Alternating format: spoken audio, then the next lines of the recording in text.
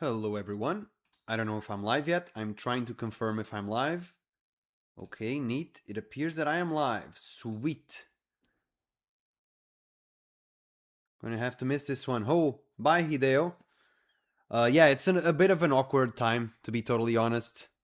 I do realize that it's just these times for me to stream are just unfortunate, but it is what it is.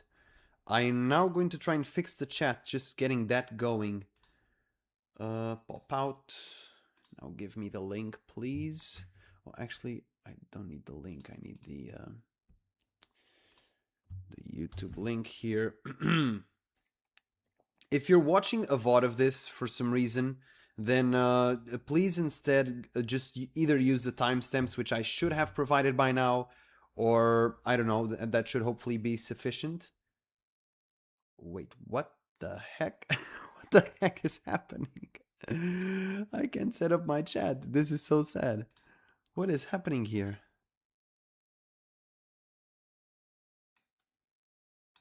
Okay, I'm just going to raw dog it. I'm just going to pop out. I don't know what is happening today. But either way, pop out. Okay, okay, cool. Now, I should instead go here and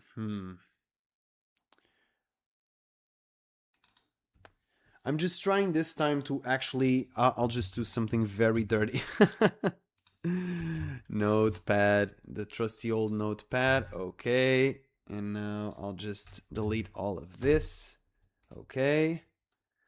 And now I will just click here, interact, live chat. Okay, cool.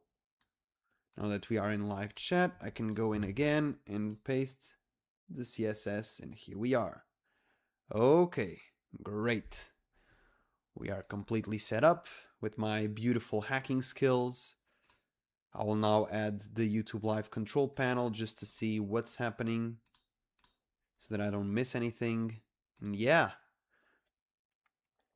as you guys can probably hear, my voice is a bit fried. This isn't this isn't anything that I particularly chose to do.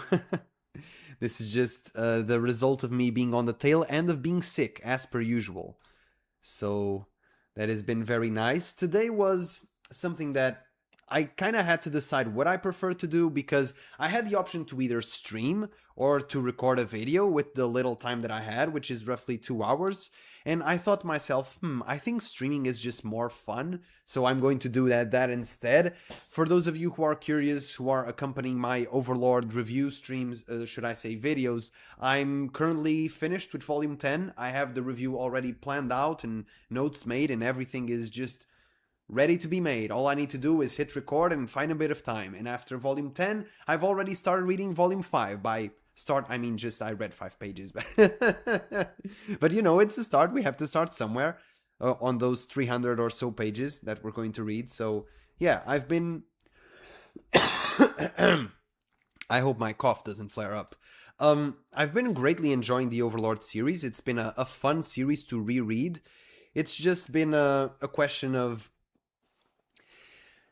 I think that the Overlord series, in terms of the apex of its popularity, it's already times gone by. So I don't think that unless the author comes out with another book, or there is some sort of movie or some sort of promotional event that sort of revitalizes the interest in Overlord, I don't think a lot of it is coming back. So I almost look at Overlord in its current moment in time as a sort of legacy series that I still accompany, that I'm sort of rereading as a sort of an older series from times gone by. But it's been fun. It's been greatly fun. So yeah, besides that, I have quite honestly a lot of anime to review if I want to do individual anime reviews, because this season is nuts. Allow me to just go in here and show you I'm watching 9 anime. That is insane for my standards. There's just so much good stuff to watch. There was not even a thought about experimentation or just looking outside of what I usually like in this season, because I literally, I'm filled out. I cannot watch any more things in this, realistically speaking.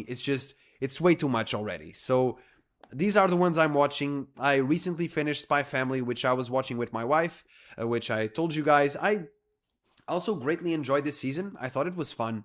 Super, super fun season.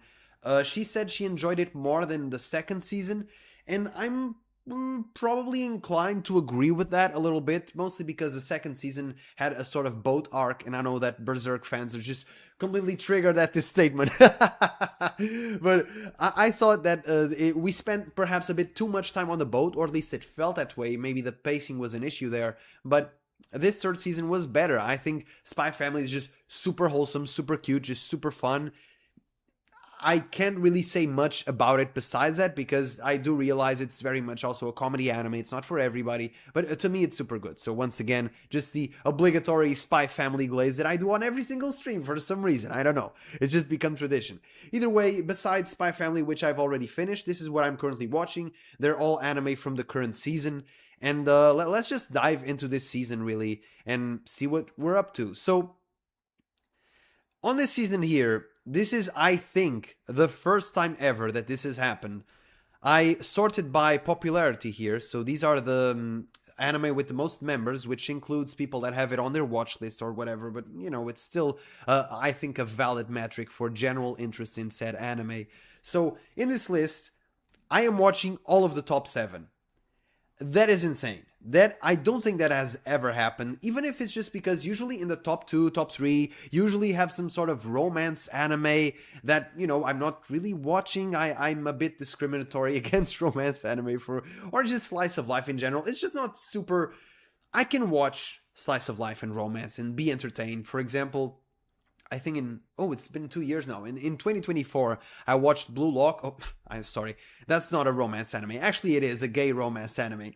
But I watched Blue Box. And Blue Box was fun. Blue Box was enjoyable. It was entertaining. I liked watching it. But at the same time, it's not what I'm driven towards anime for, if you get what I mean. I want to see the fights, the big explosions, the big metaphorical just sort of character journeys that have this sort of fantasy elements around them. Even something more psychological, like ReZero, for example, which I greatly enjoy and is one of the main series that I cover on this channel. ReZero has a lot of fantasy elements, which also add to the overall mystery and intrigue and character development. So generally speaking, I can enjoy the more grounded series. I've watched things like Blue Box, like Rakugo, even series sometimes like Spice and Wolf, which have fantasy elements but are very limited, and it's mostly just a real-life series. I'm saying real life very loosely here, with the giant wolf and whatnot, but generally speaking, I'm just more driven towards things that are more out there. I want to see things that you don't see in movies. I don't want to see just people talking. I want to see just magic and explosions and dragons and all that. I don't know. I think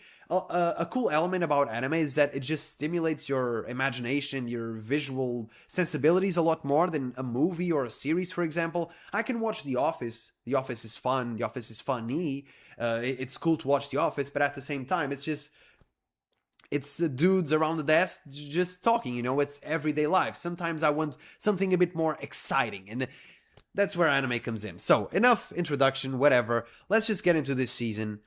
Yeah, let's just maybe go from more popular to less popular and go from there. Let's start right away with Sousou no Frieren Season 2, which, to be totally honest, I'm actually surprised is the most popular show this season. I would have said that Jujutsu Kaisen would have edged it over, mostly because I just see a lot more discussion about Jujutsu Kaisen on my timeline, which may be very biased, sure. But I also see a lot about Frieren, to be sure. But just generally speaking, I see a lot more things about Jujutsu Kaisen. And I think that Jujutsu connects a lot more with a younger audience. It's just more flashy. And I think the Zoomers just like it more because it's the story is almost very antithetical to Frieren, because Frieren is very slow paced. Every moment is meant to sort of be enjoyed or whatever, while Jujutsu Kaisen is just boom, boom, boom, boom, boom. It's just every story beat moves by so fast. And so let's just take a look at Frieren first. I'll compare it with Jujutsu later. Once again, I'm surprised this is the most popular anime of the season, but sure, it makes sense. The first season was greatly enjoyed. I think that Frieren once again, I've seen 3 episodes. I think that it's pretty much, I can't say anything as of this moment that you don't know already if you watch the first season. It doesn't really start with some sort of weird twist or some story arc that completely flips the dynamics on their heads. It's Frieren. If you enjoy the first season, then you're going to enjoy the second season as well. Let me just quickly go here to YouTube. Frieren Op 2. I'm not going to really show you much of the opening because once again, I don't want to get copyright struck, but oh no, this is this opening 3. I apologize. It's opening 3. Okay. So once again, you can see right away by the opening, they sort of preview some characters, but not really. This is something that it is, once again, it could have been the opening for the previous season. Actually, they don't even show any characters. Yeah, they don't even show any new characters. Okay, maybe here? No, they're still previewing the... Okay, yeah. So, once again, Frieren, I think that Frieren is very good. It is very slow paced, so some Zoomer minds will have some trouble getting into Frieren, but it's something that is meant to be enjoyed, and it's something that really goes to show that the moments in life sometimes go by so fast and we don't value them enough. And Frieren is more of an anime that really teaches you how to value life. It puts the main character in the perspective of this elf who lives for a very, very long time.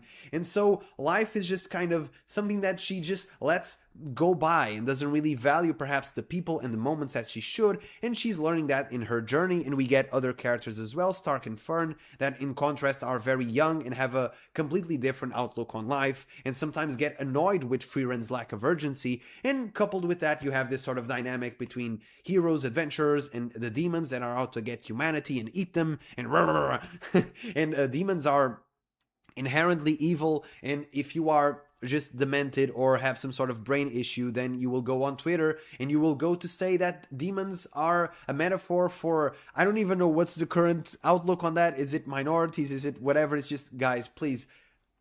No, it's just, they're demons, okay? They're bad creatures that are out there to hunt humans, okay? There's no political messaging here. They're literally fictional demons. Stop it, okay?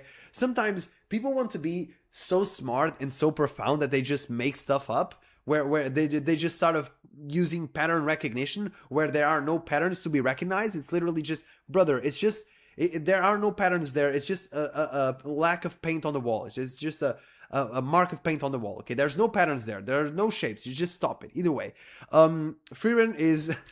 the discourse around Frieren is so goofy. But either way, Frieren as a series, I greatly enjoy it. I would recommend it to anyone that has enjoyed the first season. Once again, it doesn't change much in a sense that can be both a good and a bad thing. It can be good because I think Frieren was already super strong, so that's super cool, and I think people who enjoy the first season will have a very smooth just transition into the second one. At the same time, people who perhaps thought that season 1 was a sort of setup season and they want something a bit more spicy, they want the series to go to the next level, I'm not sure if it's heading in that direction. Once again, I have watched 2 episodes, so maybe 2 out of 10. Huh. This season only has 10 episodes. Okay. So I don't know if there will be any revolutionary changes, but either way, it is what it is. I'm greatly enjoying Frieren. I would definitely think by the end it will be one of, if not my anime of the season. Let's see where it heads. So up next we have Jujutsu Kaisen. And once again, it surprised me that this actually wasn't the most popular anime of the season. Once again, it's like 40,000, right? It's not too much. A lot of people only update their My Anime list once the season ends, so these numbers may flip. But either way, Jujutsu Kaisen is... this season has been very, very interesting, and let's put it mildly. So, the first episode, and I'm just going to once again put the opening here, which I will not be able to show you in its full length because I don't want to get copyright struck by the overlords at YouTube, but we have this sort of very dark, maybe I shouldn't even put full screen, whatever. We have this sort of very dark arc in season 2, and it ends where everything is dreadful and awful, and everything is not looking good, and so we transition from this where our main characters are in a very precarious situation, and we transition to things seemingly getting even worse. And we have obviously the usual goofiness in Jujutsu Kaisen that we know and love, but everything, this is very much a sort of battle royale arc from what I'm getting, and it seems like it's going to be increasingly just dramatic, let's put it that way. And so Jujutsu Kaisen, without spoiling too much from the first few episodes, I've watched the first 3 episodes. The first episode is very much action centric. It covers the bit that was already covered in a movie, so that's pretty okay. Then the second episode is a pure yapping, okay? It's just characters talking and giving all the exposition. And to Jujutsu Kaisen's credit, let me see if I can find it. JJK Culling Games episode 2 images. What am I even looking for?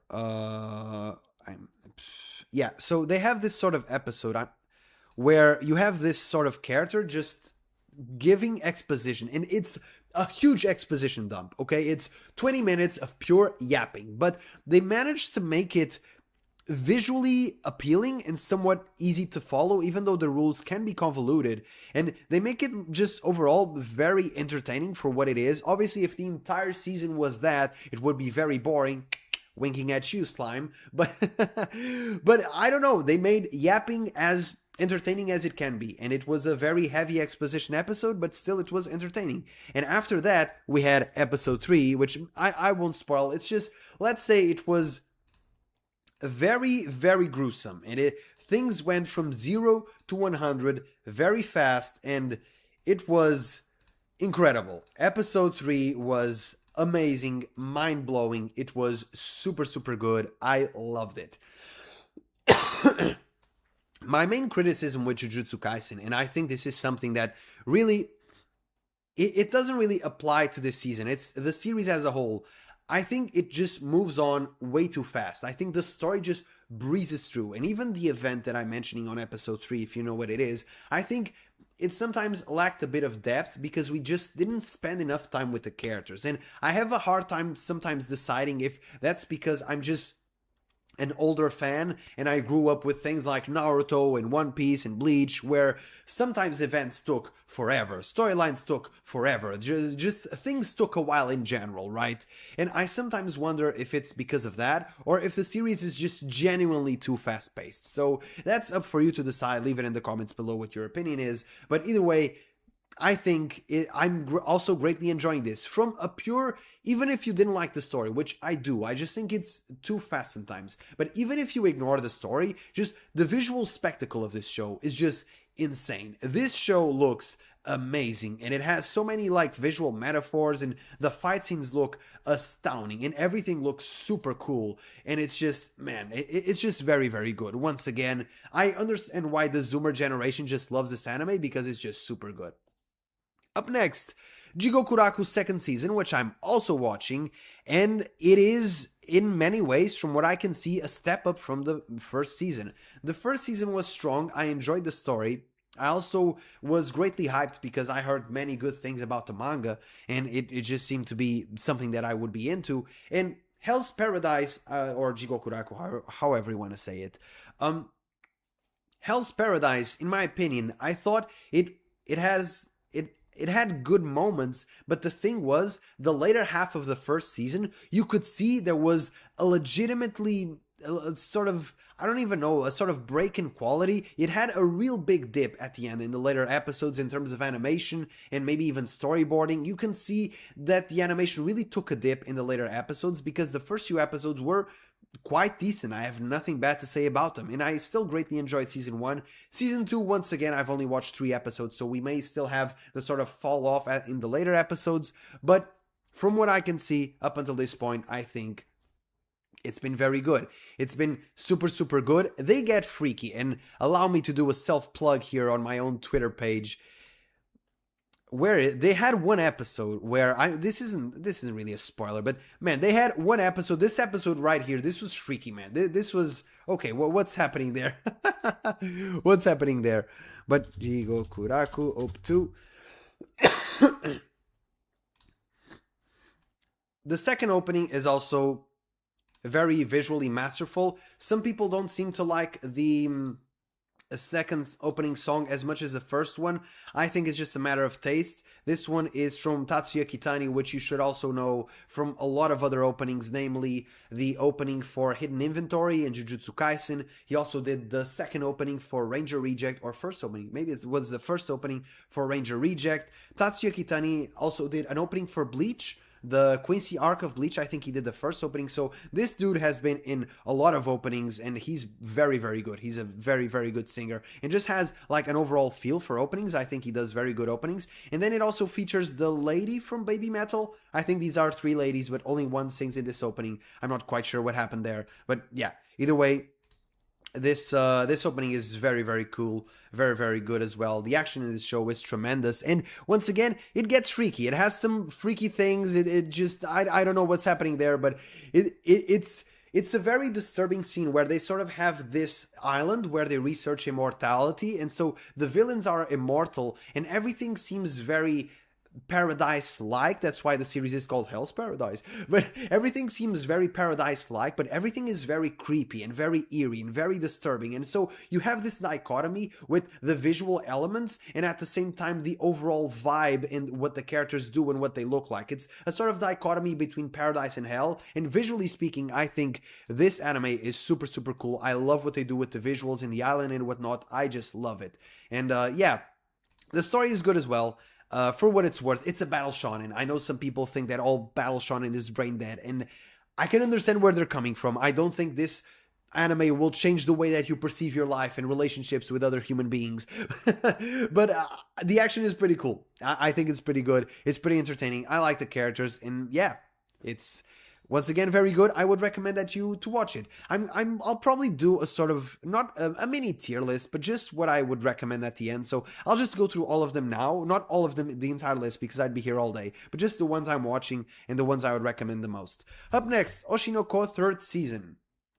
Oshi No Ko is an anime that I have a very hard time talking about Oshi No Ko because it's not for everybody. Let's start right there. I watched the first few episodes and I thought, this is interesting. Talks about a lot about the back scenes of the industry, the entertainment industry, talks about film, talks about idols, singers, even VTubers, stuff like that. And I thought to myself, this might be something that my wife is into. It also has the cute characters and whatnot. So I tried watching this with my wife and she watched the first episode. And if you guys watch the first episode of Oshi No Ko, you know what happens in that episode. And we finished the episode, she didn't say anything. And we finished the episode and she looked at me, and in her eyes, I could see pure disgust. She was disgusted that I would even dare recommend this anime to her. And I said to her, I understand this is a bit out there, a bit strange, peculiar, let's put it that way, but it also has some very good elements. It also has some things that I think you'll enjoy, and even in that first episode we see the back scenes of a movie shooting, which she enjoyed, but she just said, this story, this premise is just too freaky for me, I can't do it. And I understood it. To be honest, I understand it. I don't think that Oshi No Ko is necessarily for everyone. Just in sort of to give a quick synopsis for those who don't know what I'm talking about. So in the first season, you have this doctor, which is taking care of this idol who is pregnant and has to be pregnant in secret because number one, she's young, and number two, being a mother could ruin her idol image. And so he is her gynecologist, however you pronounce that, and he is helping her, but then he dies and is reincarnated as her baby, and he sort of has a crush on her, and it's yeah, it's Japan. This could only come out of Japan. but yeah, it's I will be honest, I think the premise is a bit too freaky. At some point, it's just, you have elements of reincarnation and fandom and mother and son relationships. Even for me, it's like, I don't think you needed to do all of this. I think this was a bit much. But I enjoy the series. I enjoy the first arc. I enjoy the second season. The second season is, to me, probably the best. This third season, I will be totally frank with you guys. I think, once again, visually speaking, this anime looks amazing, okay? The soundtrack, the overall just vibes of the show, Oshi No Ko is stunning. This opening is, oh my goodness, it is so artistic. It has so many good shots. And yeah, Twitter, by the way, freaked out about this one scene. I will ask you why. Maybe you can guess why Twitter freaked out about this one scene. But yeah, but yeah, the opening is. Apologies, I'm still a bit sick. The opening is super well made. It has so many moments of symbolism and just visual storytelling. It's so good. The song is also pretty nice, and this anime looks stunning. Once again, all the characters look super pretty. The soundtrack is amazing. This particular story arc is one that I don't enjoy too much. I think they sort of jump the shark at points in this particular story arc, but that's besides the point. The opening was so good that it even got me motivated to watch this season. But the thing is, I cannot with a straight face recommend Oshi No Ko to you because I've read the manga and I know the ending is absolutely cheeks. It's garbage, okay? It's trash. It's so bad. And it is one of those things where I don't think I have ever seen an ending sour a fan base so much on a series. The fan base for Oshi No Ko actively tries to stop people from watching it and getting into it just because the ending is so bad and left everybody so bitter. So if you still want to get into it, I think there's a lot here that can be watched and, enjoyed, sure. But yeah, just know that at the end of this tunnel, there's poop. There's a big bag filled with poop. And maybe you think that the journey through the tunnel is so beautiful and so whimsical that you can take the bag of poop at the end. But some people just don't want a bag of poop. And that is totally fine. So that is pretty much it for Oshi No Ko. Up next, I don't even know how to categorize this. I thought this was going to be super popular, Sentenced to be a Hero. When the first episode for this came out, it was a special double episode, so it was, I think, 40-something minutes the first episode. I didn't actually know that coming into it, to be totally honest. I just started watching the episode, and at one point I was like, this is a bit big. This episode feels like it's taking more than 20 minutes, and then I checked it, and okay, that makes sense. But either way, Sentenced to be a Hero. This is a light novel adaptation, if I'm not mistaken. Yep, I'm not mistaken. And the thing about Sentenced to be a Hero is that the first episode, I don't know if it's because not a lot of the other popular animes had come out, so Frieren still didn't come out for the next 2 seasons, the next 2 weeks, and I think JJK also hadn't come out at that time yet. I don't know if it was just a matter of there being a content vacuum and Sentenced to be a Hero just had content at that moment where the people wanted it, but from my perspective, everybody flipped out about the first episode, and then nobody cares now. And we're at episode 2? No, we're at episode 3 or 4. I think this is a mistake. But, no, we're at episode 3 apparently. I'm being prompted to create the discussion thread for 4. So we're at episode 3. But we were, like, at the peak of popularity, and like 2 weeks later, we're already in a huge dip. I still think Sentenced to be a Hero it's good, it's certainly good, but I wouldn't say that it warranted all the popularity that it had at the beginning, and I will say that by the time this is over, I don't know if Sentenced to be a Hero will be remembered as one of the greatest anime of its time. I just don't think it's at that level.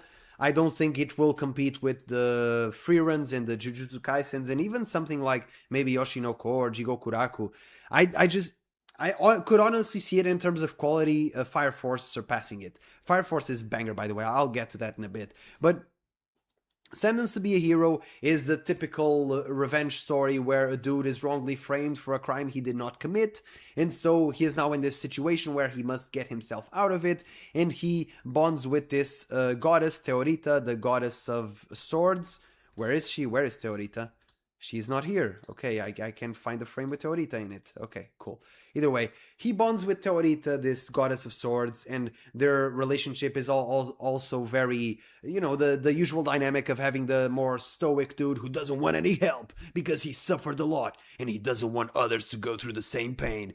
And Teorita, who's just sort of this naive girl that's powerful, but she's sort of very inexperienced about the world and just wants to help. So you have this sort of dynamic. Then you have also other heroes, which are pretty cool. This dude in particular, he's a badass. He had a tremendous showing in the 3rd episode. I think he's pretty cool. We also have more morally gray characters like this dude who's just a thief, and he just likes stealing things for the love of the game. Dude is just a kleptomaniac. He likes to take things that don't belong to him, and sure, cool. So yeah, the series is fun. The series is well animated, has a good soundtrack. I've been enjoying it greatly. Is it the best anime of the season? Probably not. Is it the best anime of the year? nowhere even close, I'm guessing. So yeah, I think the fall off in terms of popularity is a bit disproportional. I don't think it's that bad the next few episodes, but it's just something that I noticed. Either way, up next, Fire Force Season 3 Part 2. This blew me away. I'm not even being sarcastic when I say this. Fire Force blew me away. And it's just, Fire Force is, for all intents and purposes, just let's see, Fire Force ecchi. I may not want to put this here. Oh boy. Okay. We've seen enough. We don't want to get kicked off of YouTube. So Fire Force is very much like an ecchi anime that has a lot of like questionable scenes and scenes that in many ways happen like in the middle of nowhere. This character in particular, Tamaki, she just has these moments where she just, I don't know, just gets undressed all of a sudden, and sometimes it's very confusing because you'll be...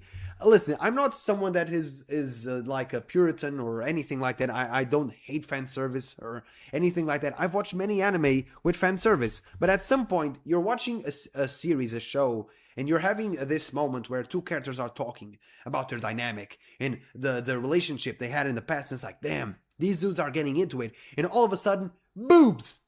Right in your screen. What just happened? Why? There was no need for that. Just strange. Either way, I think Fire Force is definitely a remnant of the past. It feels very fairy tale coded. It feels very early 2000s coded. It doesn't need as much fan service as it does. But the story for this, first of all, the visuals are very good. Once again, I just love the overall fire theme. I think it's super, super cool. But the visuals for this, it's just... this always had a religious theme, and I'm sort of being a bit hesitant because I don't know how much to spoil while still trying to get you guys interested. I'm just going to say this.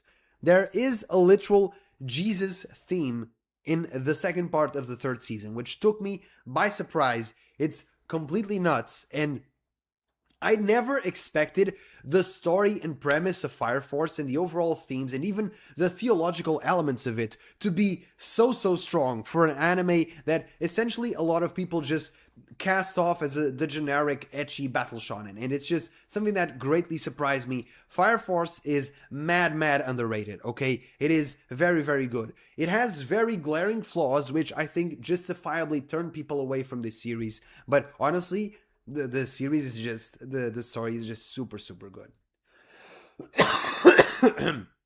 I should also mention this. The opening is good. It's sung by Takanori Nishikawa, which, if I'm not mistaken, is the singer that also did some openings for Sengoku Bazara and Darker Than Black all the way back, if you ever saw that one. But the ending...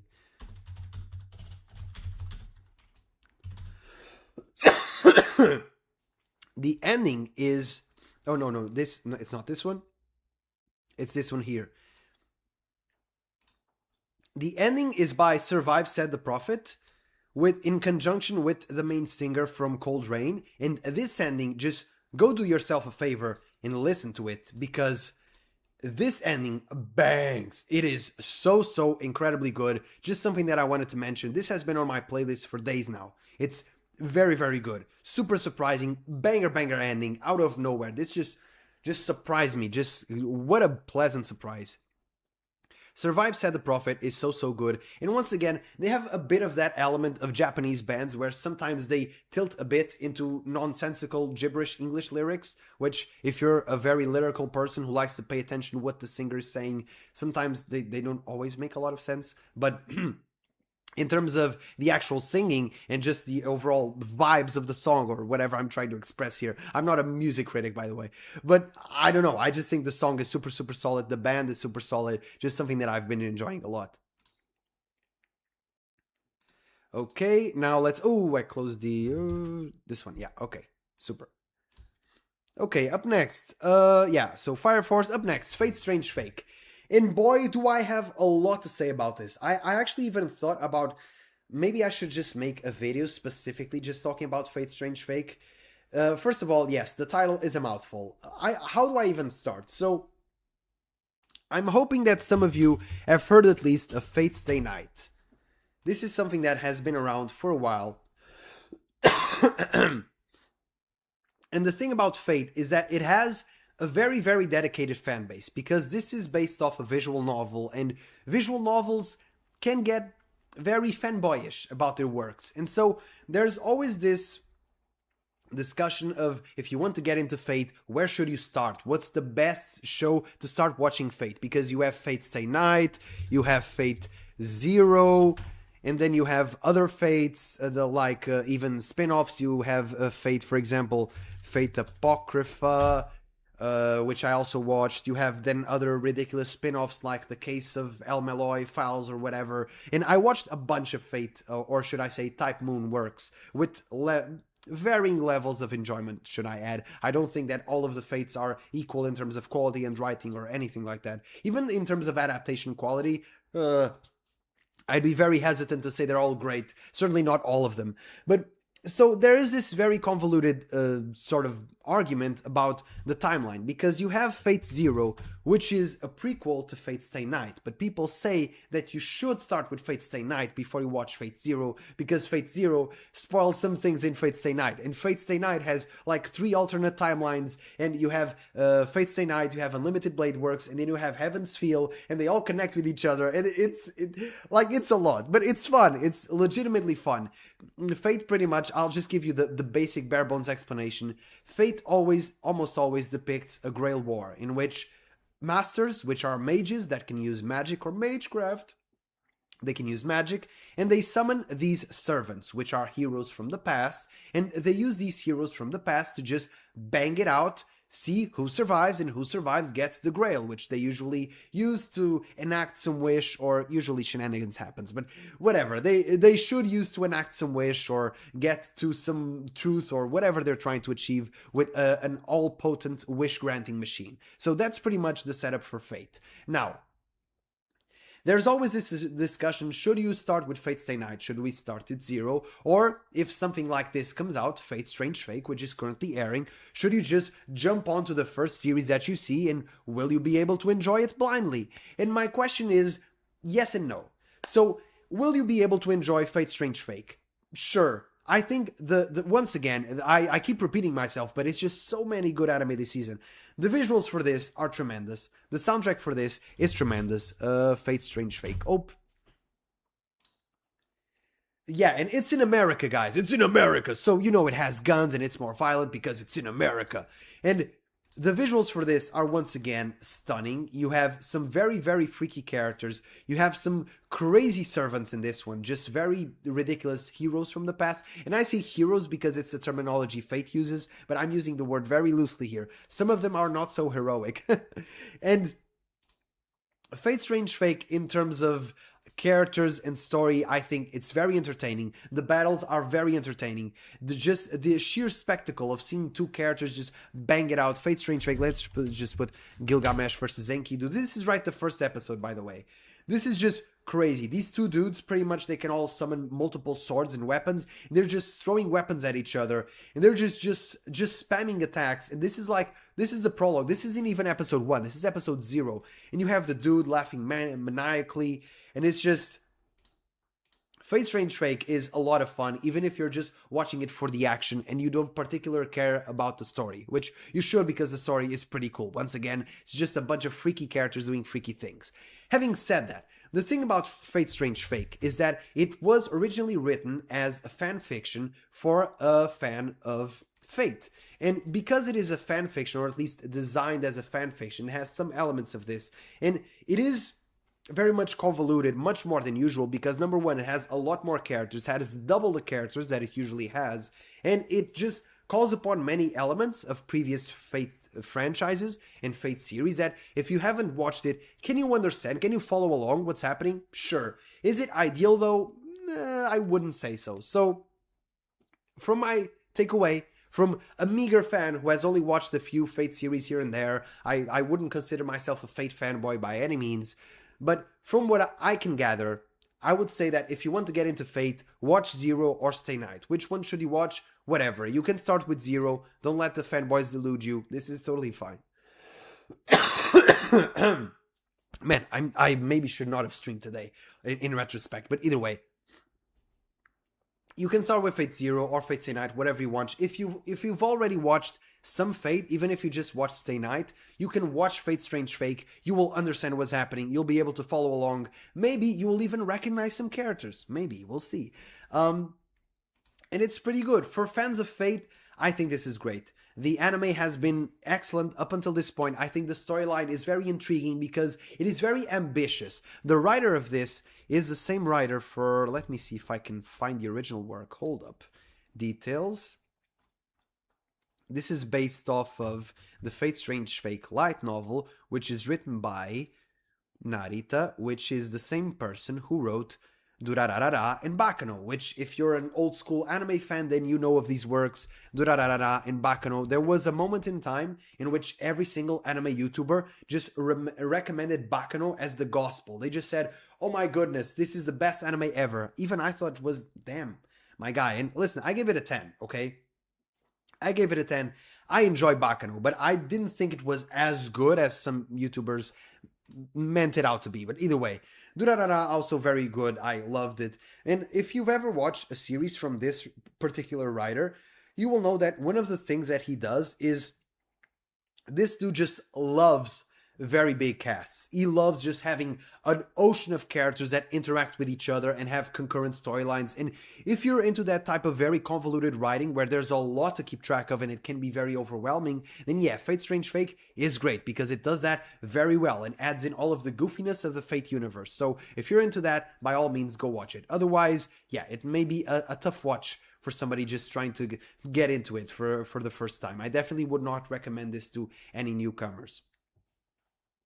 Up next, I'll be honest, I just didn't really have any time to watch any of these. It's just, I'm already completely filled out. I'm watching way too many shows, and I'm going away for a few days next week, or in 2 weeks from now, or whatever it is, 3 weeks from now. I'm lost in time. Either way, I'm going away for a while, and I'm not even sure if I'm going to be able to keep up with everything that is currently airing right now.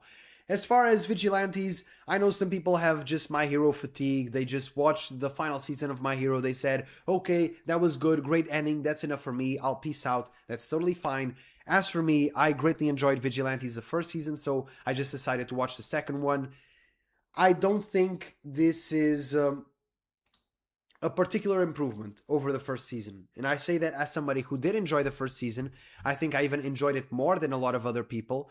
But having said that, the second season, I've watched only 4 episodes, so that's not a lot, right? That's only a third of the season. Things are still spicing up, and we're setting up the main villain threat being this dude here with the scar. Where is he? This dude right here. But this season has been a bit... it's been whatever. And once again, I'm a bit spoiled for choice because, like I mentioned, this season has so many bangers airing at the same time. But in this sea of bangers, Vigilantes is just... it doesn't stand out much. It's just, it is what it is. It's okay. It's there. It's entertaining, but I wouldn't really recommend you to go out of your way to watch it.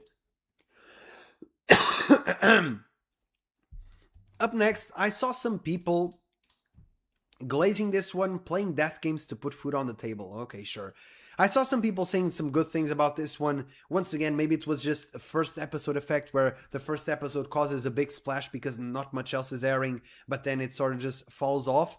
From the overall aesthetic, I'll be honest, I didn't particularly find this appealing. The aesthetic and the, you know, having a high-stakes game, action, suspense, these are all tags that I like, but I'm already watching too many things, so I may find time for this, maybe even if I drop Vigilantes, I don't know. If people say at the end of the season that this is a good watch, I'll maybe go back and rewatch it. But as of right now, I've heard some good things about this, but it didn't pique my interest enough. So it just stayed in the purgatory of plan to watch one day, which will never happen, likely. Up next, lots of other anime. I can't be bothered to talk about every single one of them. Just if I have something particular to say. Oh, Golden Kamuy, I do have something to say. I've heard nothing but good things about Golden Kamuy, and the thing, this is so down below here on the popularity because it's the final season. This has had, how many? This has had even a movie, and fourth season. So this is 4 seasons plus a movie plus this one. So this is, I guess, technically the 6th season of this. So it is understandable that it did fall off a bit in popularity. But as you can see, it's very well rated. So the fans that have stuck with it seem to like it, which is always a sort of pre-selection bias, right? The later seasons are always better rated because the people who stick until the end tend to like what they're watching, so they stick until the end, right? But it's a self-perpetuating cycle. But even then, I've heard many good things about Golden Kamuy, and I think that one day I will watch it. I've also heard some people say that you shouldn't watch it because the manga is much better. So, okay, I don't know what's happening there. Maybe one day I'll read the manga. But yeah, I just wanted to mention Golden Kamuy because it seems to be something that has a cult following, but for that cult following, it seems to be very beloved. So that's always something good to mention. Besides that, nothing really stood out to me. I mean, this one here, my good, what are we doing? The Darwin incident. If this was any other season, if this was a weaker season with very little things to watch, I would just have the morbid curiosity to just check this out. The thing with the monkey is like, what are we doing? It's not even a cute monkey. Japan is known for having very weird main characters and very sometimes heteromorphic main characters where they have these weird shapes and they're part animal, part monster, part whatever, but they're usually at least aesthetically pleasing. This is just a monkey. It's a literal monkey. I don't know what's happening here. I don't know what's happening here. But yeah, I just have some morbid curiosity to check this out. I'll be honest. It's just, I'm filled out with all of the slots. It doesn't seem to be particularly well rated either, but I don't know. It's just something that if I had more time, I would check this out because I just want to know what's with the monkey. What's with the monkey? What are we doing here? Why? Why and how are two of my main questions. And up next, yeah, I mean, not much. Oh, also Medalist, which once again I'm not watching, but people said good things about. This is apparently about ice skating, which the only thing I watched about ice skating was Yuri on Ice, which you could argue, even though it has a lot of ice skating, is actually not about ice skating. It's in fact about the yaoi on ice that happens there. But Medalist for me, I don't know. I didn't watch the first season, so I'm not watching the second one either. If you're into ice skating, then I guess cool. I've heard good things about this show. It's just not something that appeals to me in a first level analysis. And yeah, I just don't have the time to go out of my way to watch other shows right now.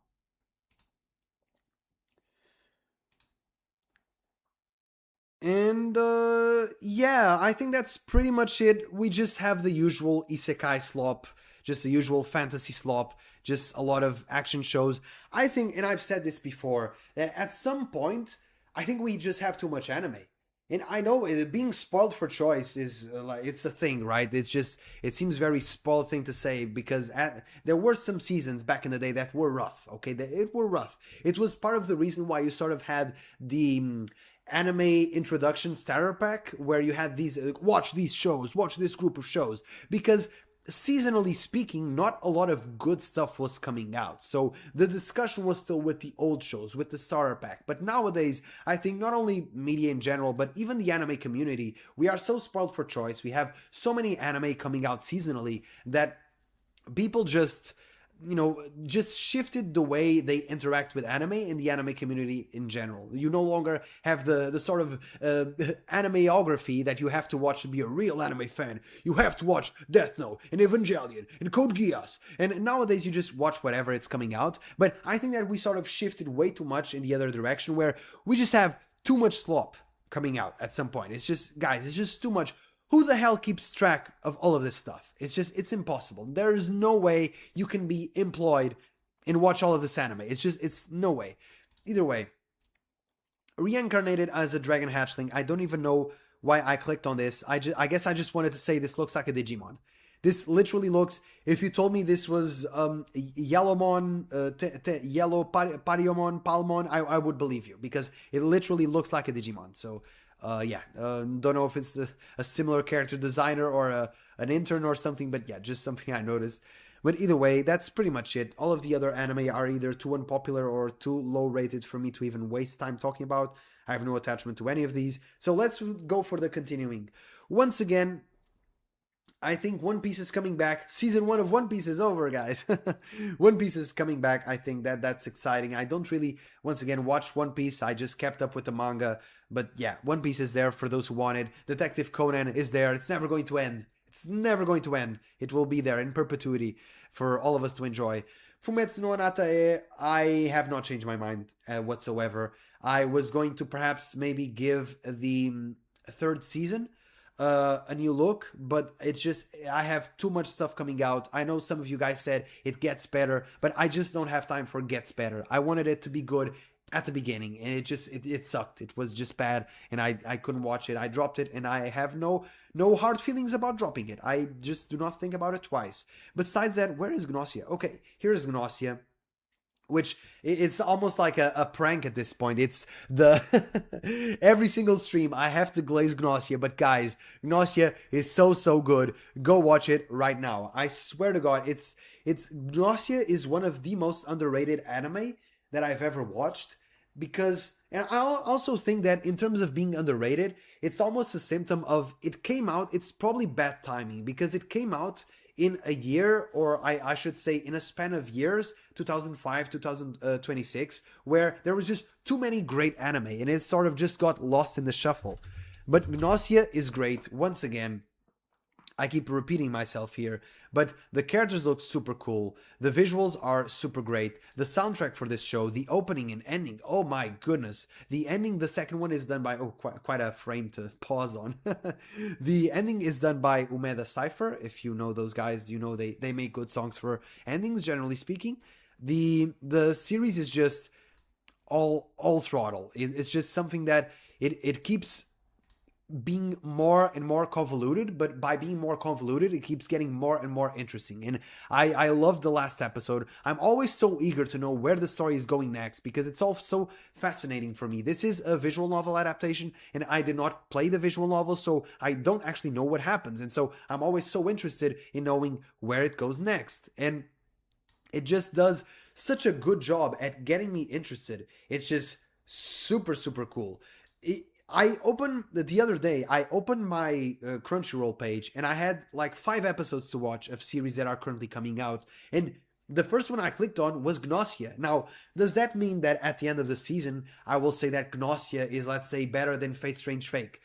I don't know, but the thing is, the proof is in the pudding, and the pudding is, every time there's a new episode to watch, the one I'm most interested to watch, the one I'm most eager to watching, the one I want to know more about is always Gnosia. So I have to say it. I have to say it like it is. Digimon Beat Break, speaking of Digimon, is still going. Okay. LOL, this is still going. Super cool. Yay. I don't know, man. I think, speaking of underrated, I think Digimon is one of the most underutilized and mismanaged IPs that we have. I played some Gnosia recently. Hey, Costas, how you doing? Did I turn off the chat? Oh, okay. Now it is.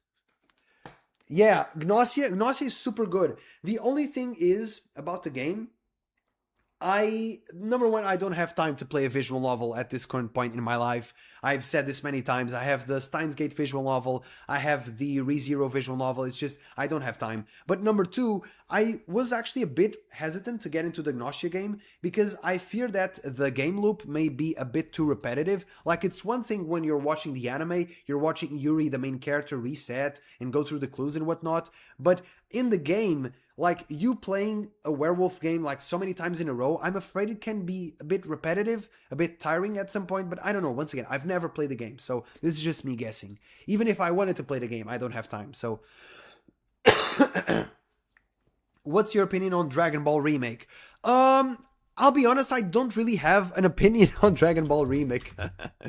I mean, it's definitely exciting. Oh, you mean, hold up, is it a remake of Super or a remake of all of it? Because if it's a remake of all of it, I'm watching for sure. If we're talking about the OG Dragon Ball, I don't know if that has been announced.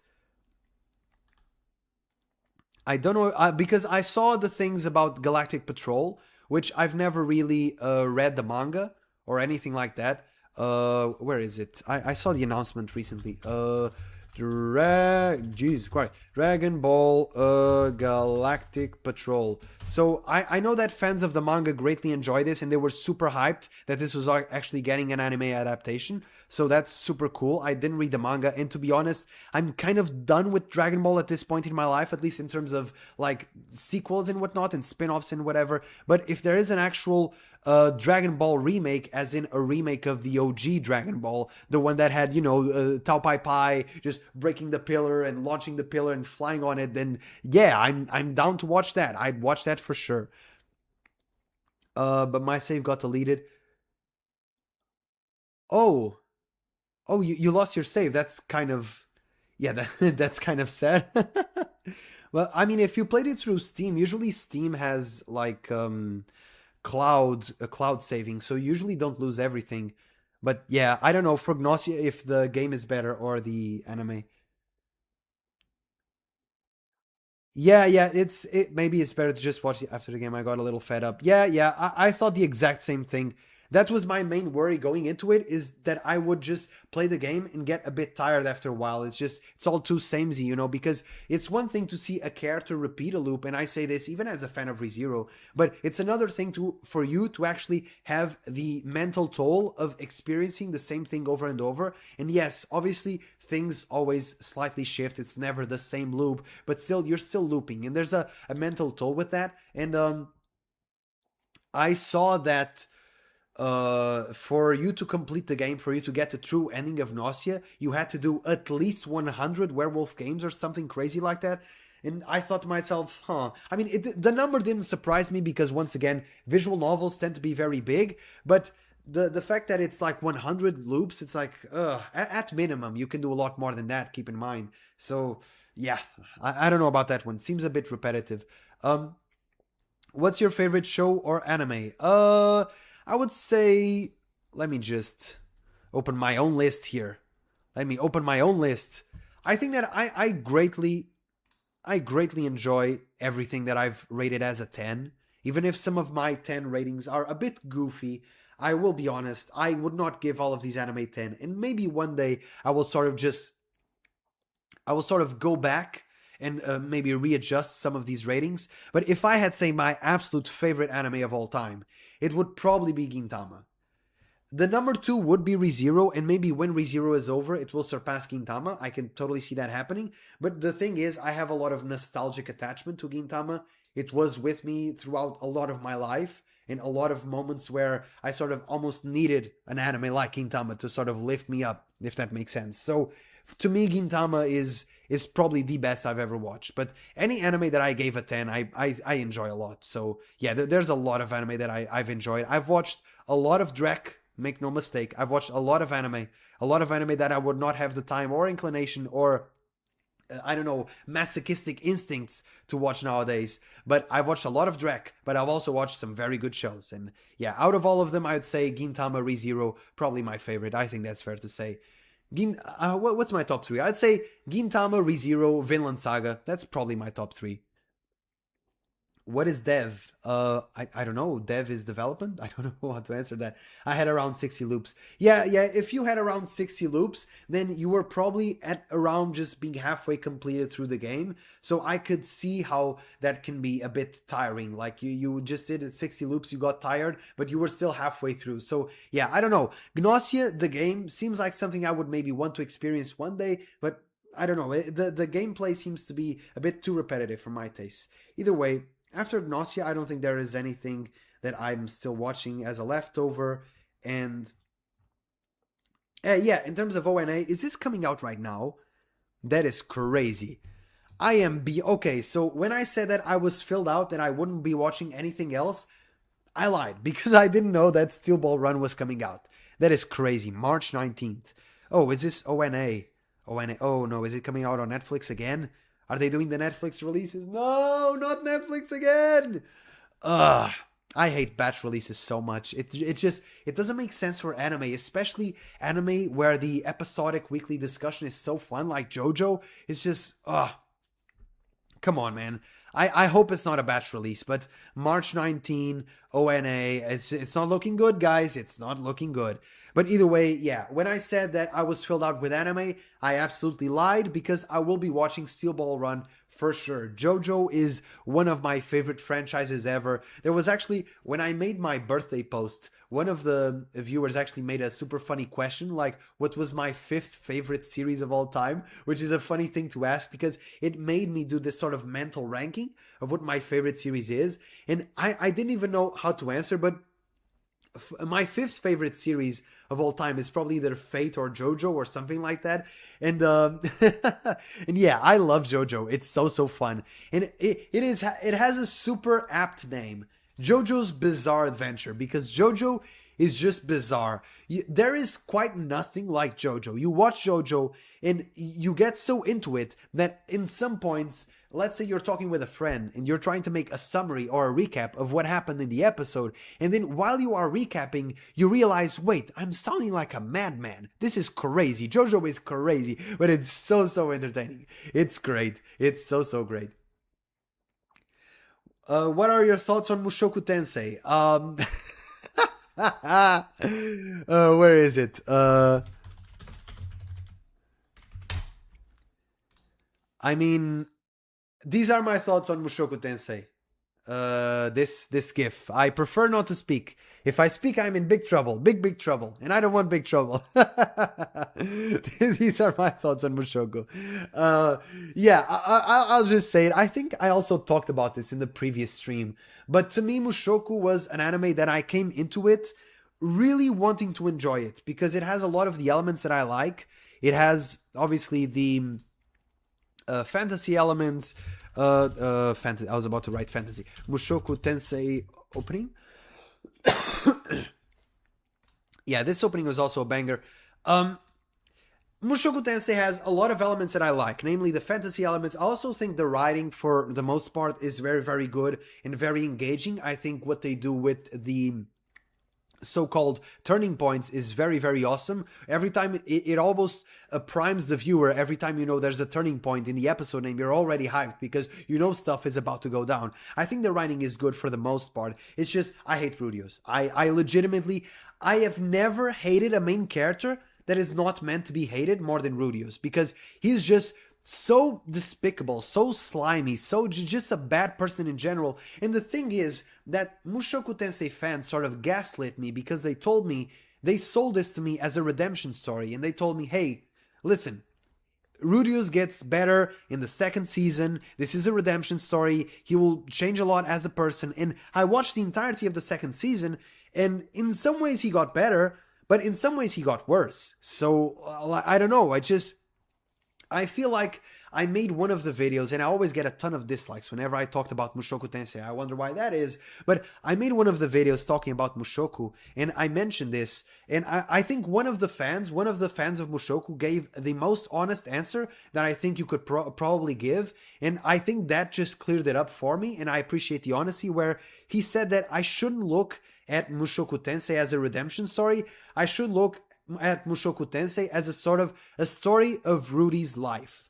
And for better or for worse, it's his life, and whatever you think of him as a character, his life is very interesting and very eventful. And I can definitely agree with that. It's very eventful. It has a lot of events, but I just couldn't get myself to like Mushoku Tensei. I don't know. I just couldn't connect with it. I just don't like the characters. And the comparisons between Mushoku and Rezero drive me crazy, because I think that the only thing these two series have in common, and yes, I know the authors are friends or whatever, but I think the series have the fantasy setting in common, but I think that Subaru and Rudius are such, like, diametrically opposed characters in terms of their actions and their values, that it's just a completely insane comparison.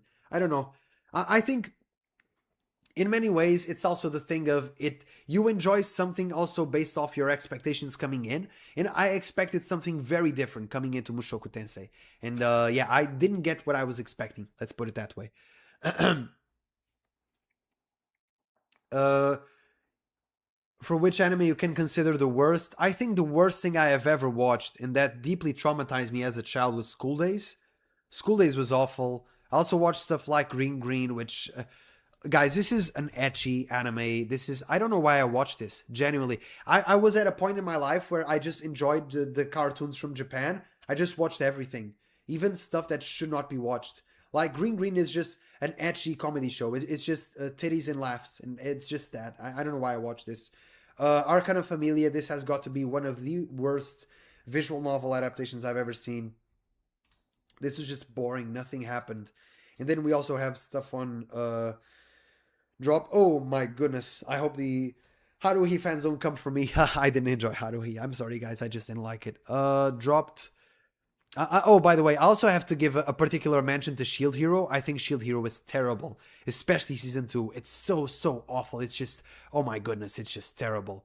But it's a thing where it's so terrible that it sort of becomes entertaining because it's so bad. Because, you know, you have anime like, let's say, One Punch Man, which is, I guess, the most famous example currently, where you have anime where One Punch Man, for example, the source material is good, the characters are good, there's genuine value there, but it's just the animation is just terrible, you know? The adaptation just couldn't pull through the quality of the story. But then you have stories like Shield Hero, where I think, if anything, the adaptation just sort of raises it up with the animation and the cool soundtrack and whatnot.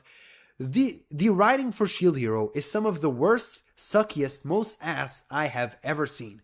It once again, I've said this many times, Shield Hero is so poorly written, it almost reads as a parody of the genre. That's how bad it is. And yeah, I think it's definitely one of the worst I've ever watched. It's offensively bad, but it can also be hilariously bad.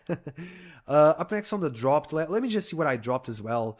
It's mostly just, I guess, big series that I didn't have time for, or series that I actually quite enjoyed, like Hinomaru Zumo, for example, where I just started reading the manga, so I didn't feel any need to continue watching the series. I mean, none of these are very bad. It's just not up for my taste. I will say Samurai 7, I tried watching it because this is based off a very famous movie, Samurai 7. If you've ever seen it, you know this is one of the most acclaimed movies of all time. And Samurai 7, just the adaptation just had mecha elements and just, I don't know. It's once again Japan trying to do too much. I don't know. Yeah, it just wasn't for me. Either way. Yeah, Jojo will release on batches. Ugh, tell me about it. Yeah, I know. Once I saw the March 19 release and it being an ONA, it's whatever. We can fight it. I don't know why some people say Mushoku Tensei is relatable like Rezero, which is crazy. I mean, relatable is not... It's a dangerous word to say that Mushoku Tensei is relatable. The Diddy allegations are unstoppable in that case. That's a weird phrase to say about Mushoku Tensei, relatable. I think both characters suffer, and both characters go through a lot. But I think that the starting point for both characters is also different, and the way both characters progress throughout the story is completely opposed. And I think that Rurio's at his core is just not a good person, whereas I think that Subaru at his core is perhaps at sometimes too much of a good person, where he ends up hurting himself to save others. I just think that the comparisons between Mushoku Tensei and ReZero are just crazy. If you want to compare them both for being fantasy isekai, sure. If you want to compare them both for being, I guess, industry leaders in terms of light novel sales or whatever, sure. But if you want to actually compare both characters in terms of like their journey or whatever, that's just insane to me. I'm just going to drink a bit of water. Just...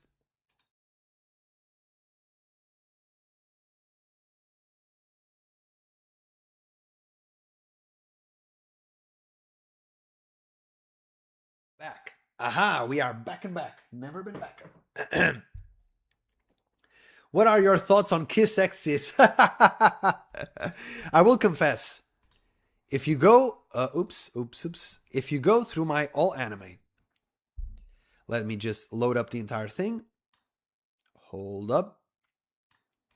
If you go through my entire anime list, you will not find Kiss X Sis. I have never watched Kiss X Sis. I know this disappoint some of you.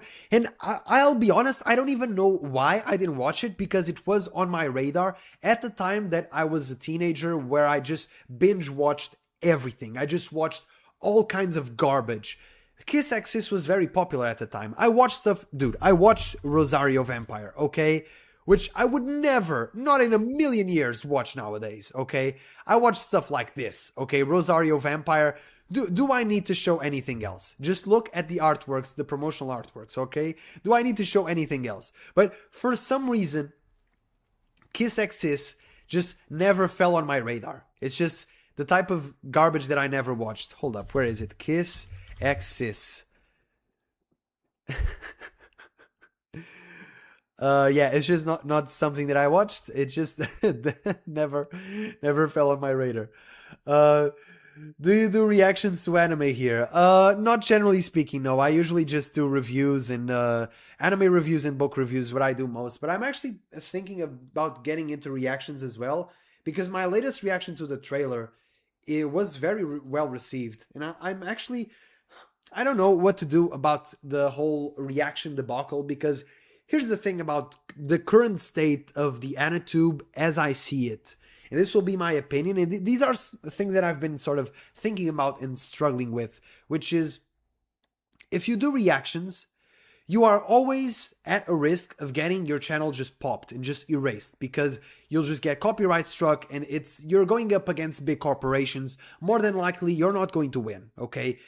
Reactions, I know that a lot of my peers will say that it's transformative. A lot of my peers will disagree with what I'm about to say. At the risk of pissing off other YouTubers, I will say that at its core, to me, reaction is, as a lot of people do it, it's theft, okay?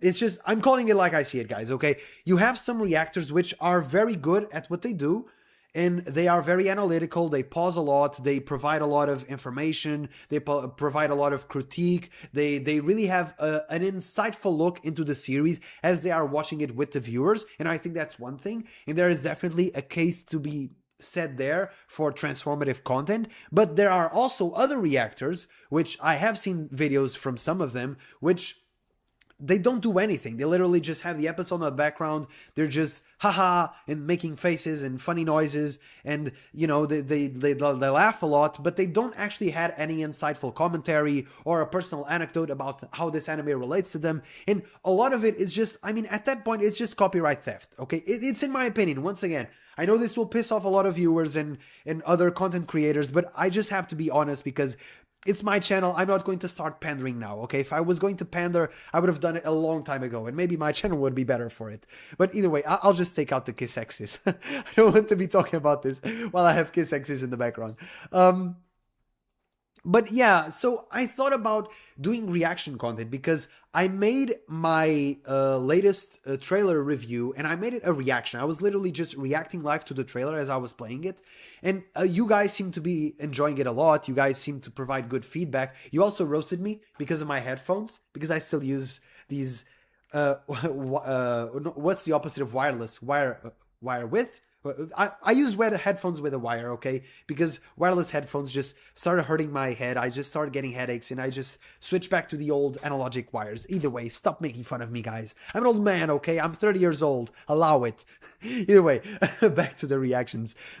That reaction was very well received, and I noticed a spike in retention for that one particular video. And initially I thought that the reaction was well received because it's Rezero, and my channel is very much audience captured on Rezero. For better or for worse, it's kind of sad that the channel is so small, but already audience captured to a degree. But I noticed that the retention was higher than usual. And that surprised me, because it's still my voice with my goofy accent. It's still my face, which some of you may find more pleasing than others, but you know, it's still me.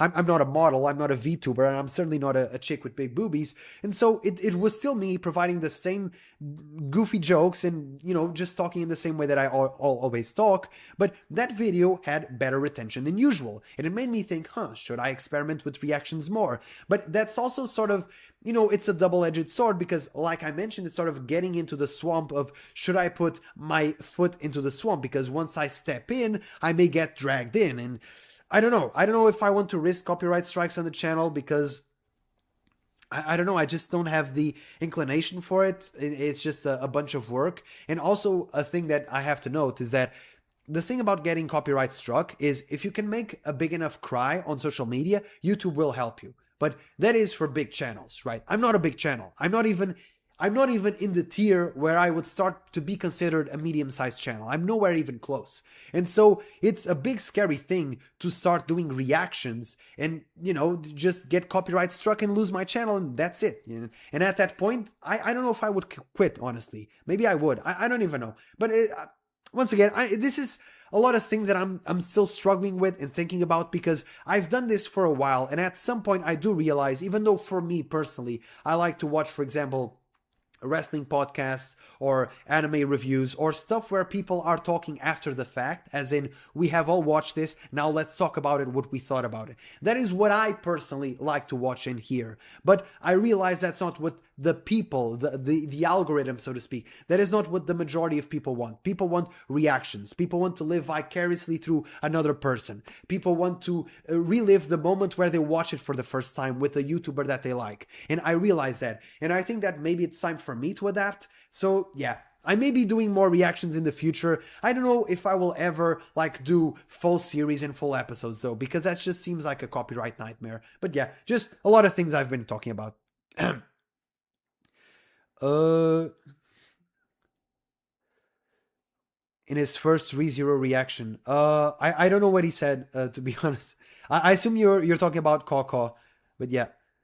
Which anime are you most excited about this year? I mean, if you're new here, this is in many ways a ReZero channel, whether I want to or not. And yeah, I'm mostly excited about ReZero. I think this season is an absolute banger, but ReZero is going to be probably my anime of the season because I just love it so much. What's up, No Six Pack? Long time no see. We didn't talk about Kaiju number 8 today. Don't worry. You didn't miss anything. And yeah, that is pretty... Oh, Bakido. Bakido is still going. That's crazy. Beastars I've also heard very good things about. Once again, these are all a bunch of sequels, which I'll probably not watch at this point. Bakido, I'll be honest, I have a bit of Netflix resentment with this series because I watched the original Baki, the one that came out in the 90s, and I greatly enjoyed it. I even read a bit of the manga, and Baki to me is super, super cool. It's just, Baki to me is like the Jojo of fighting anime. It's the best way I can put it. It's so crazy, but it's so entertaining. It's so ridiculously entertaining. And I was super excited to actually watch Baki, but the Baki adaptation on Netflix was just... It was sort of mediocre. It wasn't really good. I think for an action series, the animation was just way too stilted. A lot of panning shots where they tried to simulate motion. It was just... I don't know. I got disappointed by the Baki adaptation. I may one day go back and watch it because I think that the characters and story, it's all so ridiculous. It's all so stupid, but so entertaining. But I don't know. I was a bit disappointed with what Netflix did with this IP. Reaction stuff is fun. Copyright is dangerous though. Either do it in small batches for certain topics or create like a separate channel, but that's also awkward. Yeah. I thought about that, No Six Pack. I thought about creating a sort of separate channel, but once again, like my channel is already so small, right? I have like 1,000 subs. If I make a new channel, I'll maybe, if I'm super lucky, I will convert 10% of the audience, and that's if I'm super, super lucky, I'll get 100 subs. But like the moment you have 100 subs, that's just, you're starting over again, right? And the thing is, this channel is already something I do for fun on my free time, and it's already almost the entirety of my free time, right? I don't have time to manage 2 channels, so I would either, if I started doing like reaction stuff, I would either put it directly on this one or just do that instead, which I don't want to do because I want to keep covering the novel reviews. It's an awkward thing because I want to do too much and I have time for very little, and in an ideal world, I think that reactions could be fun, especially if I stream more. I think reactions are a lot more fun when you're streaming than when you're watching it by yourself in a dark corner, That can be a bit awkward. But I think reactions are super fun when you're streaming. But at the same time, it's like, I don't want to... my channel is already very fragmented. I do a lot of different stuff and I shouldn't. I do book reviews, I do web novel reviews, I do anime reviews, I do movie reviews, I do way too much. And the thing is, the algorithm, and it's not just YouTube, it's for every social media right now, what the algorithm wants is for you to niche down and become a specialist in something. For example, I'm going to shout out this guy. Actually, yeah, sure. I don't think he minds. I'm speaking of him in a positive light. I saw this dude, Pocket Mads, and this is totally random, okay? But I saw this dude, and he does Pokemon Pocket videos.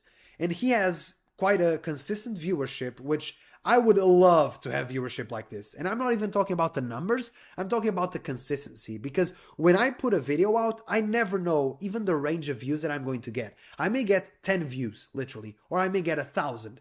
Or 2,000 like I got in the most recent video. But it's always a gamble, it's a roulette for me, and it's also a bit stressful to sometimes, should I invest this much time in a video that I don't know how well it's going to perform, maybe because I'm just recording for a wall, you know, and what he does, for example, I'm giving this as a hyper-specific example of somebody that has a hyper niche on YouTube and just keeps uploading consistently. And this is the best way to grow an audience currently. And it's also the best way to manage your sort of effort as a content creator, because you have a very accurate metric of what your average viewership will be like. This dude right here, he makes Pokemon Pocket videos. He doesn't do Pokemon walkthroughs. He doesn't do Nuzlockes. He doesn't do the anime. He doesn't even do the trading card game, the official trading card game. He just does Pokemon Pocket TCG. Nothing more, nothing else. And I think that's beautiful. And the moment that I really want to focus on YouTube as a sort of business or as something to achieve higher metrics on, I don't even know how to express myself, but the moment that I really want to grow YouTube for the sake of growing an audience, I think that I just have to do that. And at this point in my journey, I've thought about this, and I spoke about this in a video last month of, should I turn the channel into, for example, a Rezero only channel? That would probably be the best for me at this point in time. And that would probably be the best way to grow the channel, because there was a span of time, a few weeks, where I just uploaded Rezero videos because there were a lot of chapters coming out and I kept reviewing them. And that was the most growth I've had in a very long while. And so I almost think sometimes that maybe I should do that. But at the same time, like I said in that video in December that I made about my sort of retrospective journey on YouTube or whatever, I'm having a lot of fun covering other stuff as well. I want to finish covering the novels for Overlord, then I want to go into Ishura, and maybe even one day cover Lord of the Mysteries if I have time for that, which is insane. But I don't know. It's all super... Once again, YouTube being a hobby for me gives me the leeway to be undecisive, which is something that I would certainly not do if this was, if this affected my bottom line, which thankfully it doesn't, but yeah. Are you watching the Darwin incident, by the way? No, I'm not. I spoke about it briefly. I spoke about the Darwin incident briefly. It really piques my curiosity because it's just so goofy, the overall aesthetic, and even the premise, something with a monkey. I'm not entirely sure what's going on there, but yeah, I'm not watching it. I'm already full. Let me just show you my list once again. These are all the anime I'm currently watching this season. Reactions when streaming are also sketchy because people may be spoiling stuff, although it's probably happening more frequently on bigger channels. Yeah, I understand. That's also a danger of reaction streaming, but at the same time, I think that's a danger in general. Like, if you browse social media, I've been spoiled on so many things. So many things for ReZero. It's insane because the algorithm understands that I like ReZero, and so he pushes me things, but he doesn't know what a spoiler is and that I don't want spoilers. On Twitter, you can kind of counteract this by muting certain words. Like, for example, on Twitter, I had Arc 9 muted for a long time, but on YouTube, for example, you can't do anything. It's just, sometimes the thumbnail is a spoiler. You just can't do anything. When Pokemon Emerald Kaizo Nuzlocke? Yeah, man, it's probably not happening. I'm gonna be honest. I love Pokemon. I've played a bunch of Pokemon, but I just don't have... It's not even the skill level, because at a certain point, I don't even think that Pokemon is super about skill. It's more so about just studying in preparation. And it's just, dude, a Nuzlocke of Emerald Kaizo would just be just take way too many hours. I did think, and I will say this, I did think about streaming some games, and I thought about this, and I thought about what games to stream, because once again, if I had time to do whatever I wanted, if I didn't have to worry about making money, which is unfortunate, right? If I didn't have to work, I thought about streaming some visual novels, because I would love to stream, for example, Fate Stay Night. I would love to stream Fate Hollow Ataraxia or whatever that is. I would also love to stream Tsukihime, all these cool visual novels that I've never played, Steins Gate, maybe even Gnosia, right? But those are way too big. And so a crazy idea that I had was to stream Pokemon Emerald and just try and do a Nuzlocke of Pokemon Emerald, because that's like one of my favorite games of all time. Will I do that?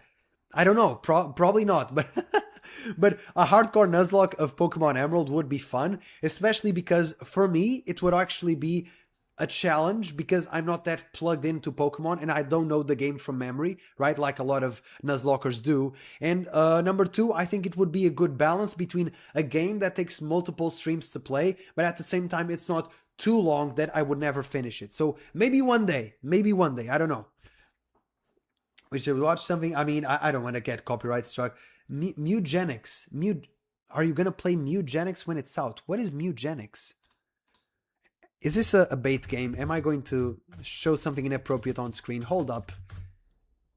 Mugenics. I'll be honest. I'm totally just out of the loop on like all kinds of indie games and even AAA games. I've just my current gaming sessions are Pokemon Pocket. I open a booster of cards every day, and that's pretty much it, man. I don't even play games anymore. So yeah, the answer is no. I will not be playing it. I didn't even knew this existed. So that's the answer for you. Hardcore Nuzlocking is about being stuck in your calculator for 3 hours straight before Team Flare Run 13. Yeah. I mean, the thing about hardcore Nuzlocking is, once again, talking about the audience capture and how to specialize in something is the best for YouTube. Like, hardcore Nuzlocking is something that it is for a very specific type of audience that only want to watch that. And to me personally, I don't think my audience, I think a segment of my audience would watch that because it's Pokemon. Once again, it has sort of mainstream appeal. But I think very few people would want to watch Hardcore Nuzlocke, where it's just, Pokemon damage calculator. Pokemon Hardcore Nuzlocke is just this. For hours on end. It's just this. And I'll be honest, even for me, it's just not interesting. It's not interesting. I would be interested in doing, once again, a hardcore Nuzlocke where the hardcore Nuzlocke makes it difficult, but not too difficult, where the barrier for entry is just impossible, right? A hardcore Nuzlocke of, let's say, Pokemon Emerald, Pokemon Fire Red, something like that, where you can just you can go off based by vibes. You could just go off based by feels and not really use the calculator too much. But, the moment I'm like 10 hours doing this, is the moment all of the audience tunes out, and even I tune out. I just go to sleep. I just go to sleep, man. I can't.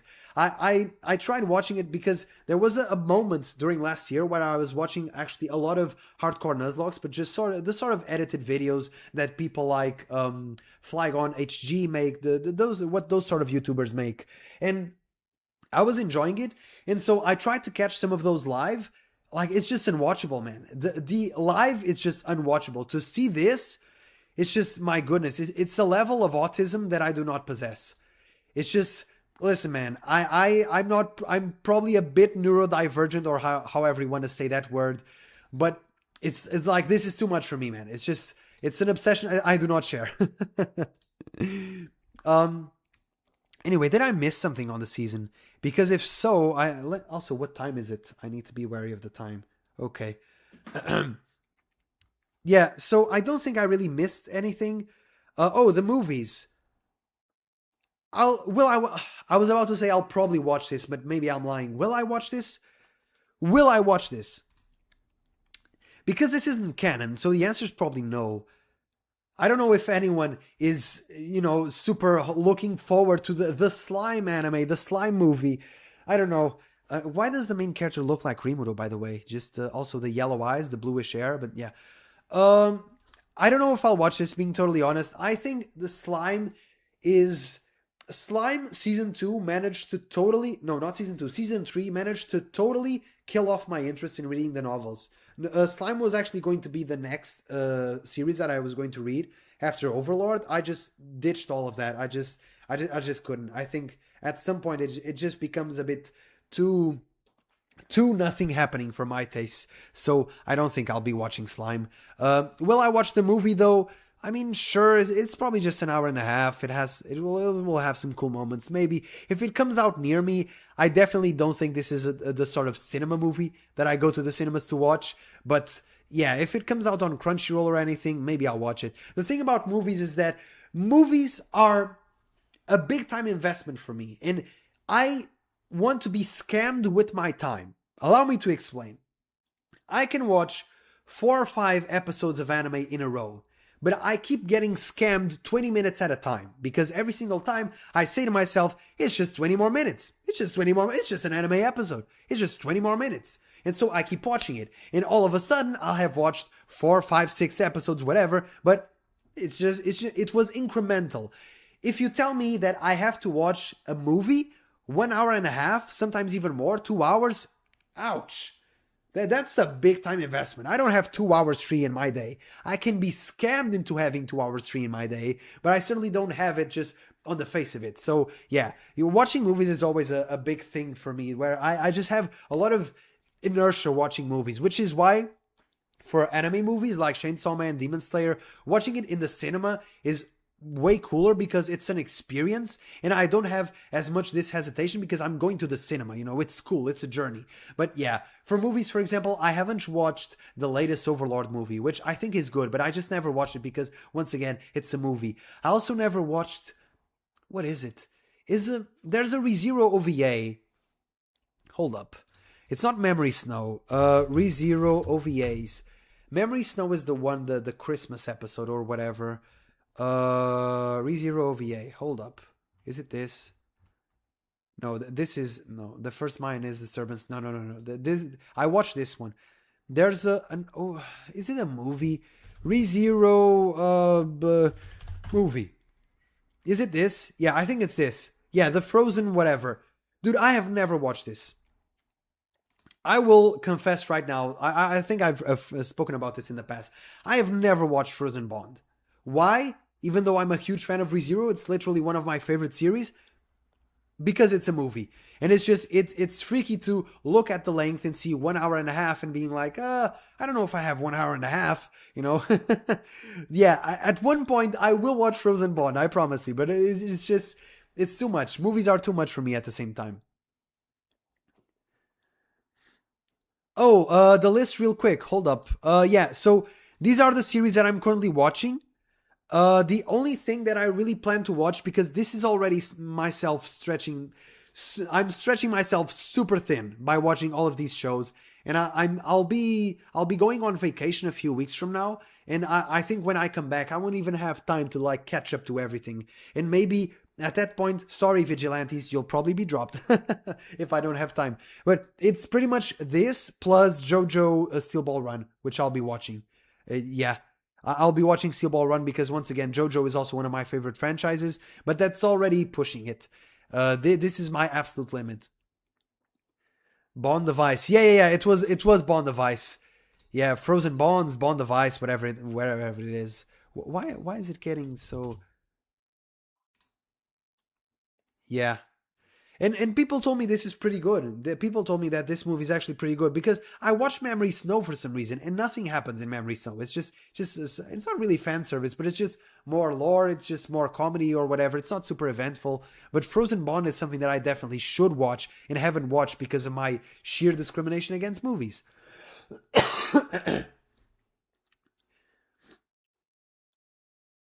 Yeah. Watching Chainsaw Man and Demon Slayer, yeah, in the cinema was super cool. Was super cool. And actually, like going with other people watching and to watch an anime movie was super cool. For the Demon Slayer movie, I guess I can say this. It's not. I don't want to dox myself, but I guess this isn't too bad of information that's confidential. For the Demon Slayer movie, I actually went with my nephews. And so I had a younger audience with me watching, let's just put it that way. But for the Chainsaw Man movie, I I didn't want to watch it with my nephews, and I think you guys know why. And I just, yes, it's anime, whatever. Yes, some of them are a bit older. They're older teenagers, whatever. Not all of them, but some of them are. And it's like, but I really don't want to watch Chainsaw Man with teenagers on the cinema. I'm sorry, guys. I just, nah, it's too much. And so I ended up, and also not a lot of them were interested. So I ended up going to the cinema to watch Chainsaw Man by myself. And it was just myself on the screen because I went right after work. So it was during the afternoon. So it was just myself and two dudes who I hope were not a gay couple. I hope. Because I guess I ruined their viewing or whatever. And they sat right behind me. That was very awkward as well. Because you could see that they were reading their seat off the ticket. And they said, oh, it's F7. And then they looked and they were, F7 was right behind me. And they were like, huh. And they had already said it out loud, so I guess it would be kind of awkward to go to another row. But so they sat right behind me, and it was just us three in the room. So it was kind of awkward in that sense. But you know, it was still enjoyable. Chainsaw Man, my favorite movie of 2025, my favorite anime content of 2025. I don't know if it will be nominated for anime or movie of the year, but either way, you guys saw the stream. I hope so. You guys know it was my favorite. But yeah, Chainsaw Man was very, very good. I enjoyed watching it. Also, hold up. Speaking of slime, yeah, dude, Gintama. If this came out near me, I swear, I wouldn't cry. But I would metaphorically cry of happiness, okay? I wouldn't physically cry because that's a bit much. I'm 30 years old. I have to calm down. But I would almost cry of happiness if this came out near me. I would love to watch this. I would love to watch this. But let's be real. It's Gintama. It's the third movie. It's not coming out near me. This is probably a Japan-only release. But but it would be very cool. I am watching this for sure as soon as it comes out because it's Gintama and it's my favorite series of all time and it's going to be glorious. And I saw some images of it. It already looked so much better than the original anime. Oh my goodness. I would love to watch this. I would pay so much money to watch this on the cinemas. You have no idea. But yeah. I think it's very much going to be a sort of 100 meters type movie where it comes out in Japan. It maybe comes out in some nearby Asian countries, nearby to Japan, obviously. So whatever countries, whatever. But yeah, it's probably not coming out in Europe for sure. It may come out in a few select theaters in the United States because I know they have that leeway over there. But for Europe, it's not coming out for sure. I'm guessing. I'm hoping it does, but I'm just guessing 99% it won't. But yeah, I would love to watch this in the cinemas. I would vibrate on the seat, okay, if this came out.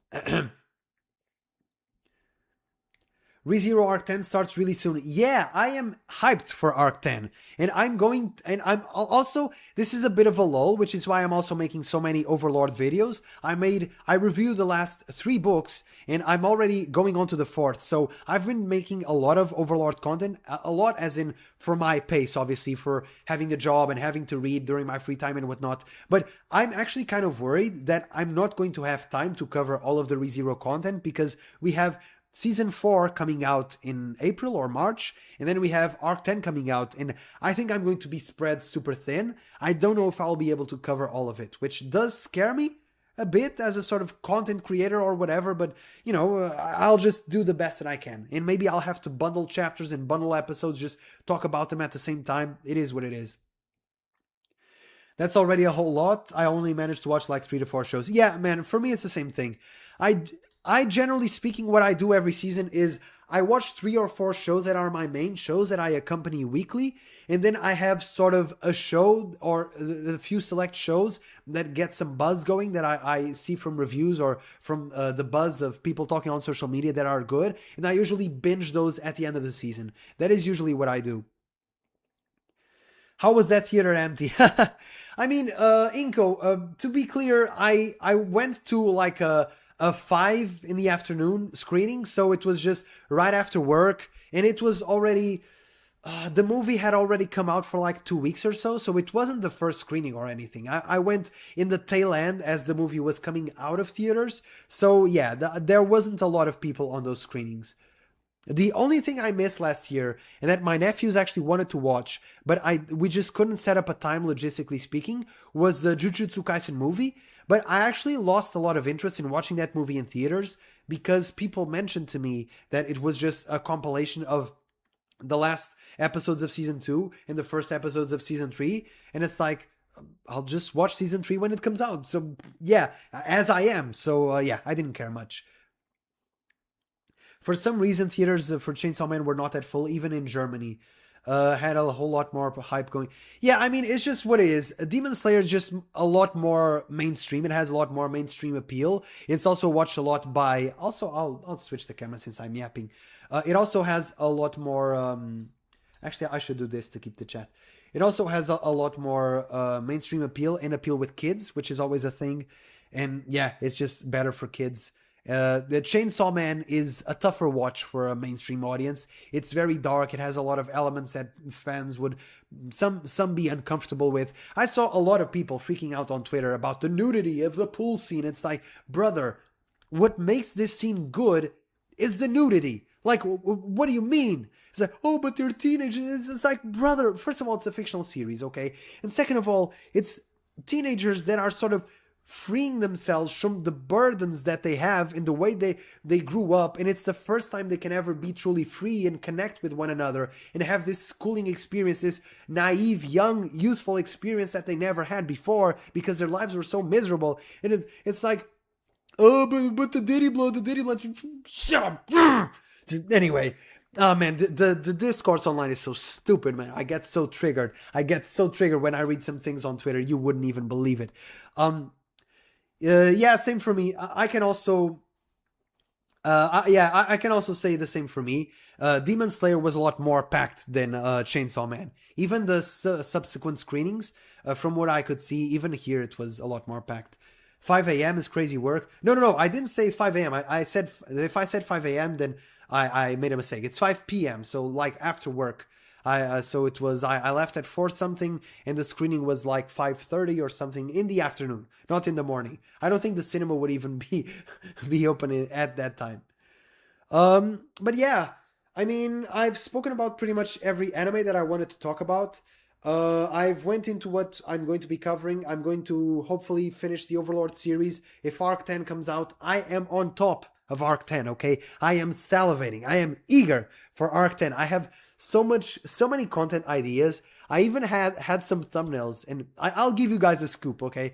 I had a thumbnail idea. This was actually for the last video, where it was me holding a baby, and the baby would be a certain character. I won't spoil, but if you're reading the novels and you know what character I'm talking about, it would just be me like this, holding a baby with the character. It would be so funny. But I saved that thumbnail idea because I think that thumbnail will be funnier for another chapter, or more appropriate for another chapter. So I ended up using other ideas. But yeah, I even had an idea for like a skit for the beginning of Arc 10, which I don't know if I'm going to do. Maybe it's kind of funny, maybe it's kind of cringe, maybe it's both, I don't know. But yeah, I am super hyped. I am eager for Arc 10 to start coming out so that I can start pumping out chapter reviews.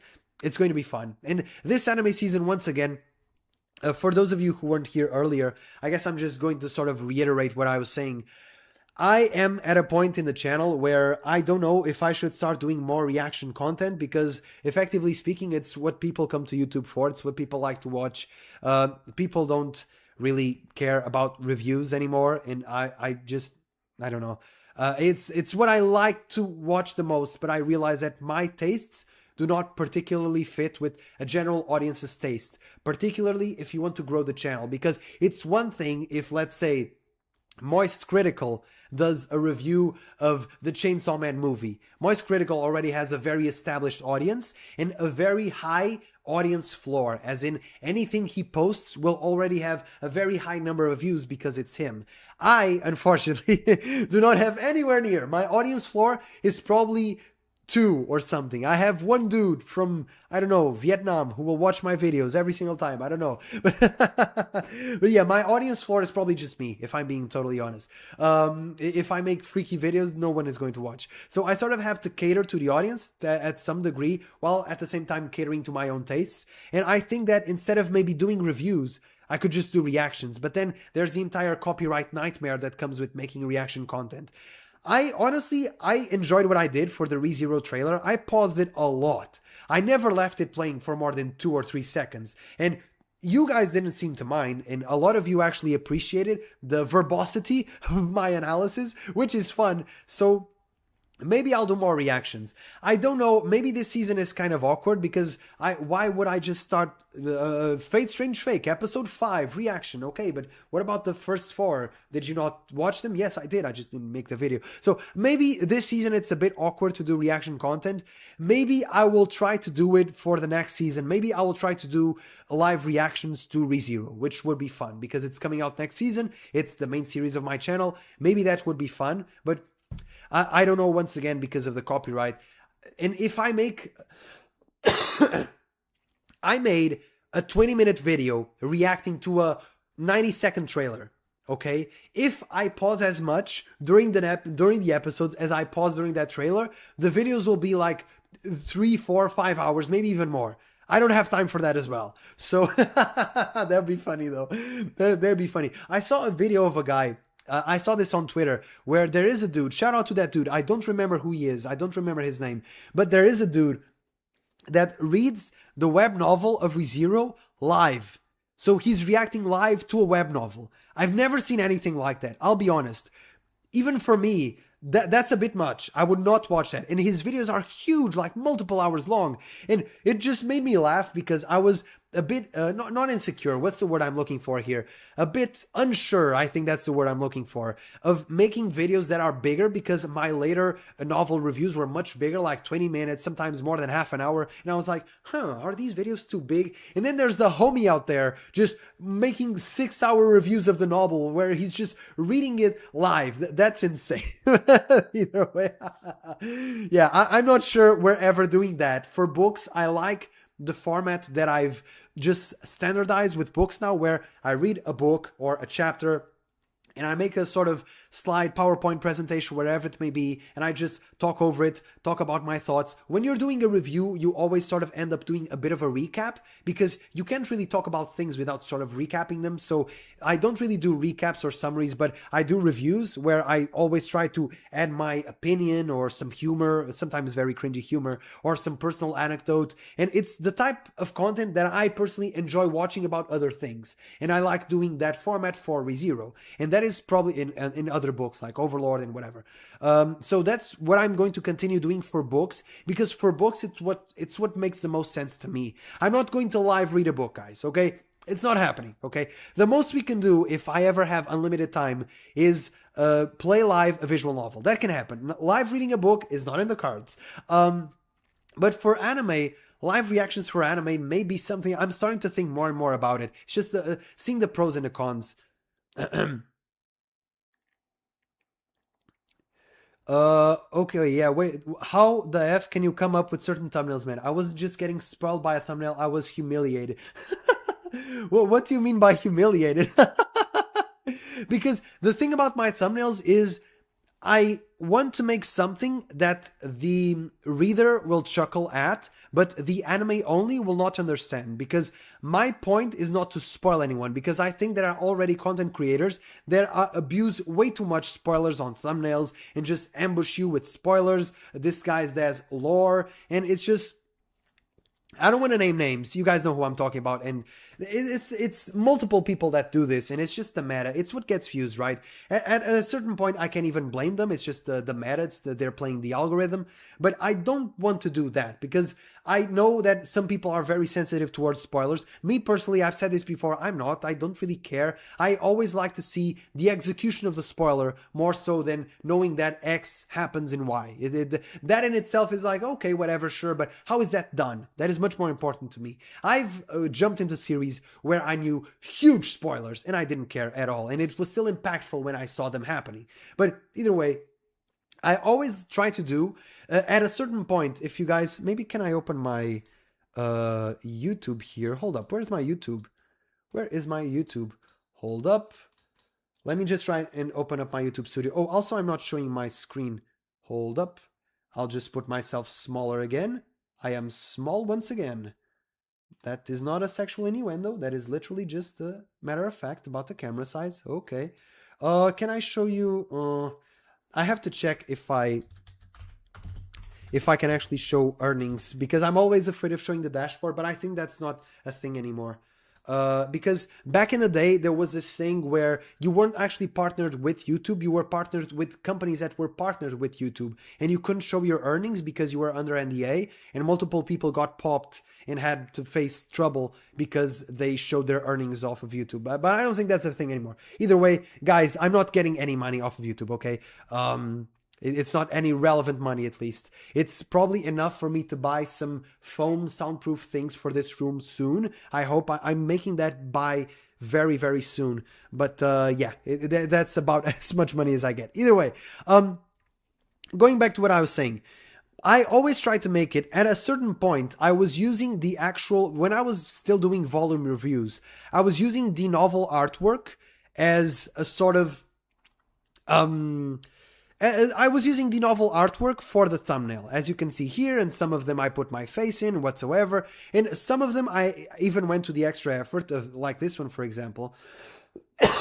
Oh, actually, I can show the timestamps, because that's a spoiler as well. But like this one, for example, the thumbnail for this one, I remove the character that's here. If you guys know, you know, because I didn't want to spoil anime onlys. But it became ever increasingly harder to not spoil anime onlys, because some of the thumbnails are just, you know, they're spoiler heavy. A lot of the thumbnails for Wallachia are not super spoiler heavy because you don't know what's happening, right? But some, like this one, for example, yeah, it spoils an event that anime onlys will understand. So when we shifted from volume reviews to chapter reviews, I decided, okay, I don't have any artwork anymore. What do I do for the thumbnails? It was a very big pickle, a pickle for the content creation. Oh no, what is he going to use for the thumbnail? What a first world problem. So what I did was I just started doing these goofy matchups, and everything here is like, this is something that is meant to be a thing that's funny for those who are in the know, but if you are an anime only, you are not supposed to understand this. You are supposed to be very confused. Like, for example, this one right here. Why is there a Pokemon here? Why is it Licky Tongue in the thumbnail? That doesn't make any sense. Why... this one this one here was also super funny. Why is Al and Petra, why are they playing football? What is happening? So this is supposed to be funny for those who are in the know, but totally confusing for those who don't know. And I will always try my best not to spoil anyone. And guys, if you are anime only and you get spoiled by a thumbnail of mine, I apologize. It was not my intention. I'm doing my best, okay, to be as obscure as possible. Your thumbnails always left me confused. I love them. Thank you. And you're meant to be confused, Inko. Especially the one of you holding a glass of milk. I love that thumbnail. This one, let me tell you, I actually had a lot of trouble making this thumbnail, because this was the chapter where I went through 3 very different ideas. And my initial idea for this one, without spoiling anything too much, was... I wanted to do like a poker table where a certain character had like all aces, and you can see in the thumbnail that the character had all aces and we were playing poker with me and some other characters. But number one, I don't know if everybody would understand that thing about poker. Even myself, I'm not a poker player, okay? I just know that ace is good or whatever. But I don't know if number one, everybody would understand that. And number two, I'm not an artist, okay guys? I'm awful. I just do crappy matchups on Photoshop. I just put layer on top of layer. I'm not an artist. And I tried making an AI rendition of that, and it just came out super, super awkward. So I ended up falling on this one, where this is supposed to imitate the Bart Simpson meme blackboard, chalkboard or whatever. It's supposed to imitate this meme. If you've ever seen this meme, then it's supposed to imitate it. It's a nod to it. I don't know if everybody understood that, but yeah, it's just on the blackboard, and then the glass of milk is just yeah, it's just things you just understand after watching the video. Another thumbnail I also thought was super funny was this one. I thought this one, it was super, super funny.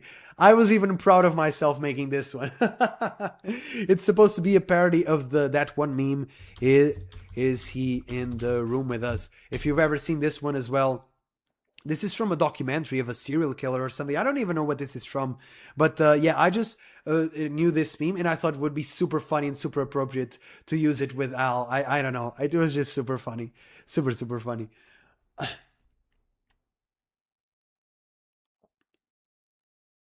Uh, this guy is crazy. This guy's, oh yeah, the dude posting the multiple hours. Yeah, yeah, yeah, yeah. I love those. I meant spoilers more in obscure, fun, soft spoilers. Yeah, yeah. I mean, once again, I understand what you mean, but I think what isn't a soft spoiler varies from person to person, right? For example, if you guys saw my ReZero trailer reaction, I didn't think that anything there. Once again, I'm a novel reader. I have a different perspective. I'm always biased, even if I don't want to be. But nothing in that trailer, in my opinion, ruins the series for me in terms of spoilers. But I can understand if someone says that that trailer was too much and it just ruined the story for them. I can totally understand that. Oh, no, no, no, no, no, no, no. Okay. Okay, I'm here. And yeah, and I think that is pretty much it. I'm looking forward to Arc 10. It's going to be a banger. Leave a like in the video if you haven't already. I've covered pretty much all of the anime that I'm going to watch. Oh, no, no, no, no. I'm missing the tier ranking. Hold up, hold up. Hold on, playa. Hold up.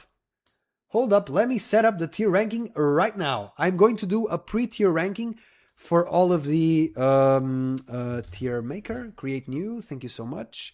Use single template. Okay, we are here. Choose files. Where is Winter 2026? Okay, let's just do this real quick. Let's say that you are somebody that is just, you have no time, okay? Brother, I got no time. I want the cream of the crop, the creme de la creme. I want the best, okay? What is the best? What is the best things to watch? In my opinion, I will divide this into two sections, okay? If you watched Fate, I'll put Fate's Strange Fake in S tier, okay? I think that Fate Strange Fake is super, super good. Having said that, it is an extremely, extremely rough landing point if you are just not knowledgeable about the Fate series. I think it's too convoluted, it has too many characters, too many things that you don't know. You can still watch it and enjoy it, sure. You can watch anything and enjoy it, but I don't think it's a good starting point. So if you've watched Fate, I would recommend Fate Strange Fake. If you haven't, I would not. So let's put it that way. If you have watched Fate, I think this is probably one of, if not the best anime of the season. I'm enjoying this a lot. Up next, for everybody else, the top tier, I'll still put Gnosia, man. I said this a while back. Once again, I don't know how many of you guys were here when I said this, but every single time that I have my Crunchyroll tab open and I have a bunch of episodes to watch, even episodes of banger seasons like Fate Strange Fake, Jujutsu Kaisen, Oshi No Ko, the first episode I always click on is Gnosia. I'm just more eager to know what's happening there. I just want to know the story. I'm so addicted to Gnosia. It's so, so good. So, Gnosia, I would say it's top tier. I would say my opinion of Gnosia is raising as the story progresses. It's just super, super good. I would say that Frieren is also top tier. Okay, I'll just put top tier. Let's keep it at 3. I would say Gnosia, Frieren, and Jujutsu Kaisen. I think these 3 are the best. If you don't count Fate Strange Fake, which once again has a bit too much homework, I think that Gnosia, Frieren, and Jujutsu Kaisen are probably, in my opinion, the best anime of this season. Keep in mind, I must preface this by saying I've watched like 3 to 4 episodes, sometimes even 2 episodes of all of these series. So I haven't watched nearly enough to have a full judgment of what the series is like as a whole, of what the season is like as a whole. But judging just off the first few episodes, these are the 3 that I would recommend. Now, as far as the middling anime go, I would say Oshi No Ko is middling. I think the aesthetics and soundtrack for the show are still very good. I think this arc is not the best. It's kind of... I don't like this story arc too much, but I still think Oshi No Ko can be very fun, especially if you're more into romance and the sort of teenage drama that ensues. If you're into those types of things, sure. But yeah, just know that the manga has a horrible ending. The ending for this will be a train wreck. I have never seen an ending that soured the fan base so much as the Oshi No Ko ending. It is actually dreadful, but either way, just be wary of that. Besides that, I would also add Fire Force. To everybody's surprise, I would add Fire Force because it's just... The story in the second part of Season 3 just takes such a wild ride, even theologically speaking. How are we talking about making a sort of Jesus storyline? We have a Jesus storyline in the anime of Fire Force, the anime that might, I remind you once again, Fire Force Ecchi. Once again, this is a risky search. The anime that has stuff like this, okay? The anime that has stuff like this. And we are getting a Jesus storyline, a literal... I'm not even making a metaphor here. We have a literal Jesus storyline, name dropped by name. The story, the premise, the world building is so good for Fire Force. I wish that it didn't have the sort of early 2000s trope where it felt a necessity to break the story tension with fan service so much. But man, Fire Force, the story... I always thought it was mad underrated, and this season, it's ending with a banger. A true show of fire with force. No, but truly, Fire Force, the story is mind-blowing. It's unbelievable. I've never seen anything that surprised me as much as Fire Force. The world scaling creep, if you can even call it that, is insane. And then I guess, to finish off this tier, I would also put Jigokuraku. Very good, very entertaining. Once again, more action focused. Also has some good character storylines, some good moments of development. I wouldn't say it's an anime that is, let's say, as complete as a Frieren, for example. I think the writing in Jigokuraku is a bit weaker, but it is still very entertaining and very gory and bloody and intense for those who like that type of stuff. And also, I have my Twitter open. I can show this for a few seconds. It also gets freaky. Jigokuraku gets freaky, okay? Gets freaky. And in the C tier, I would say just the weak... This is top tier. This is mid tier. Which, no, I shouldn't say mid, because mid is a trigger word for anime fans. They think that mid is bad. Let's just put it good. It's good, okay? It's good. And this one, we will call it not as good, okay? And we'll just put Vigilantes and Sentenced to be a Hero. I think Sentenced to be a Hero is very much impressive in its spectacle. If you want more of the visual spectacle and whatnot, I will say in terms of writing, it seems to be more of the usual, the edgy character who can't show feelings because he's been hurt a lot in the past and he doesn't want to get close to anyone because he's been hurt by others and he's hurt others. And you know, it's a lot of that. The main character with the sort of a lolly secondary character, the dynamic between the two. The writing is pretty much just a revenge story. It's not as compelling. In Vigilantes, I will say, if you enjoy the first season, I think you will enjoy the second one as well. But I don't think that the writing has substantially improved, which might be something that you were looking for in this season. But yeah, I just think that the writing hasn't substantially improved in this season. So it's pretty much more of the same. It's the sequel. It's the second season to the first one, for better or for worse. And yeah, I'm pretty much satisfied with this tier list. Let's see if it changes at the end of the season. I think this is pretty much it. And wait, is it Hell's Paradise? Yeah, Costas, Jigokuraku is Hell's Paradise. I say Jigokuraku because I don't know, I'm just a pedantic anime fan. I don't know, it's how it's spelled on the anime list, because anime list is also made for and by pedantic fans. So they always put the Japanese names. But yeah, Jigokuraku is in fact Hell's Paradise Season 2. Yeah, because Fate Strange Fake, even the name is a mouthful. Fate Strange Fake references a lot of to not only Fate but to Nazuverse. Yeah, Nicholas, that's the thing that also got me going, where I'm watching Fate. And listen, guys, I have watched... Where's my full anime list? Hold up. I have too many tabs open. Where's my anime list? It is nowhere to be found. Let's find it. Where's my anime list? Completed. Let's go into completed. Let's load up the thing here. Okay, we don't need to even load anymore. Fate. I've watched I've watched Fate Stay Night, the original from Dean. Oh yeah, I'm an OG, I'm an OG. I've watched Fate Stay Night, Unlimited Blade Works. I've watched Heaven's Feel, the first movie. Super sure that I watched it. I don't know why it's not here. Either way, I have to finish watching the movies. I played the Fate Stay Night visual novel, all three routes. Stay Night with Saber, Unlimited Blade Works with Rin, Heaven's Feel with, goddammit, I forgot her name. Sakura. I played all three routes. I played the whole game. I watched Fate Zero in its entirety all the way back in the day. I even watched goofy things like Fate Apocrypha, which, by the way, not really good. Great premise. The writing, not so good. Fate Apocrypha. I even watched Fate Grand Order. I have never, not once in my life, played FGO because I just don't want to play gacha games. I sort of play Pokemon Pocket, but FGO is just a tad too much for me. And at the time that FGO came out, this is actually funny, my mobile phone was too weak to play FGO. I just couldn't, literally. So I just didn't play it. But yeah, I watched FGO and I even watched Case Files. Okay, Case Meloy? Where is it? Either way, let's just load the entire list. Case. It's not L. Where is it? Oh, here it is. I even watched this, okay? The Case Files of El Meloy, which, by the way, I also didn't enjoy very much. I thought it was kind of weak, and maybe for Ultra Type Moon fans, this is the best stuff ever, but for me, it was just, okay, whatever.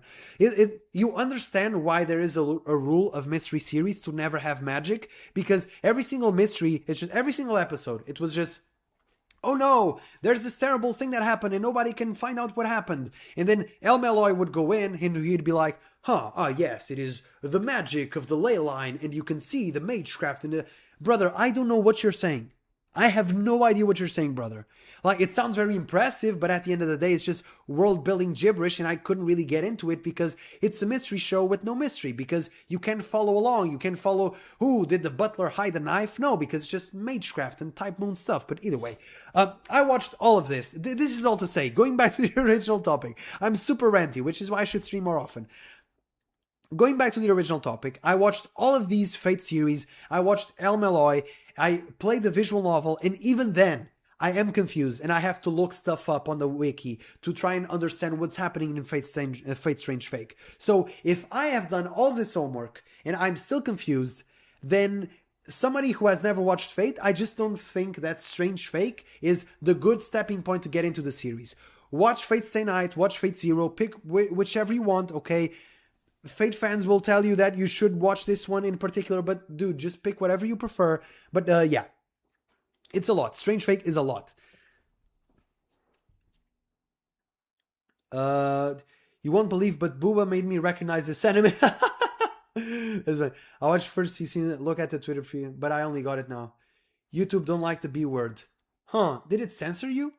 On the live chat? That's strange. I should have the live chat, not the top chat. But either way, yeah, this is pretty much it, guys. Where's the final list? I'll just leave you with that. Things to look forward to. I will maybe do some reviews for all of these anime. I don't know, maybe not reviews. Maybe I'll even try and experiment with some reactions. People seem to enjoy that more. Let's see. I will be covering the rest of Overlord. If Arc 10 comes out, I will definitely cover that. And yeah, follow me on Twitter for more stuff. Follow me on YouTube, subscribe, leave a like. I don't even know anymore, guys, okay?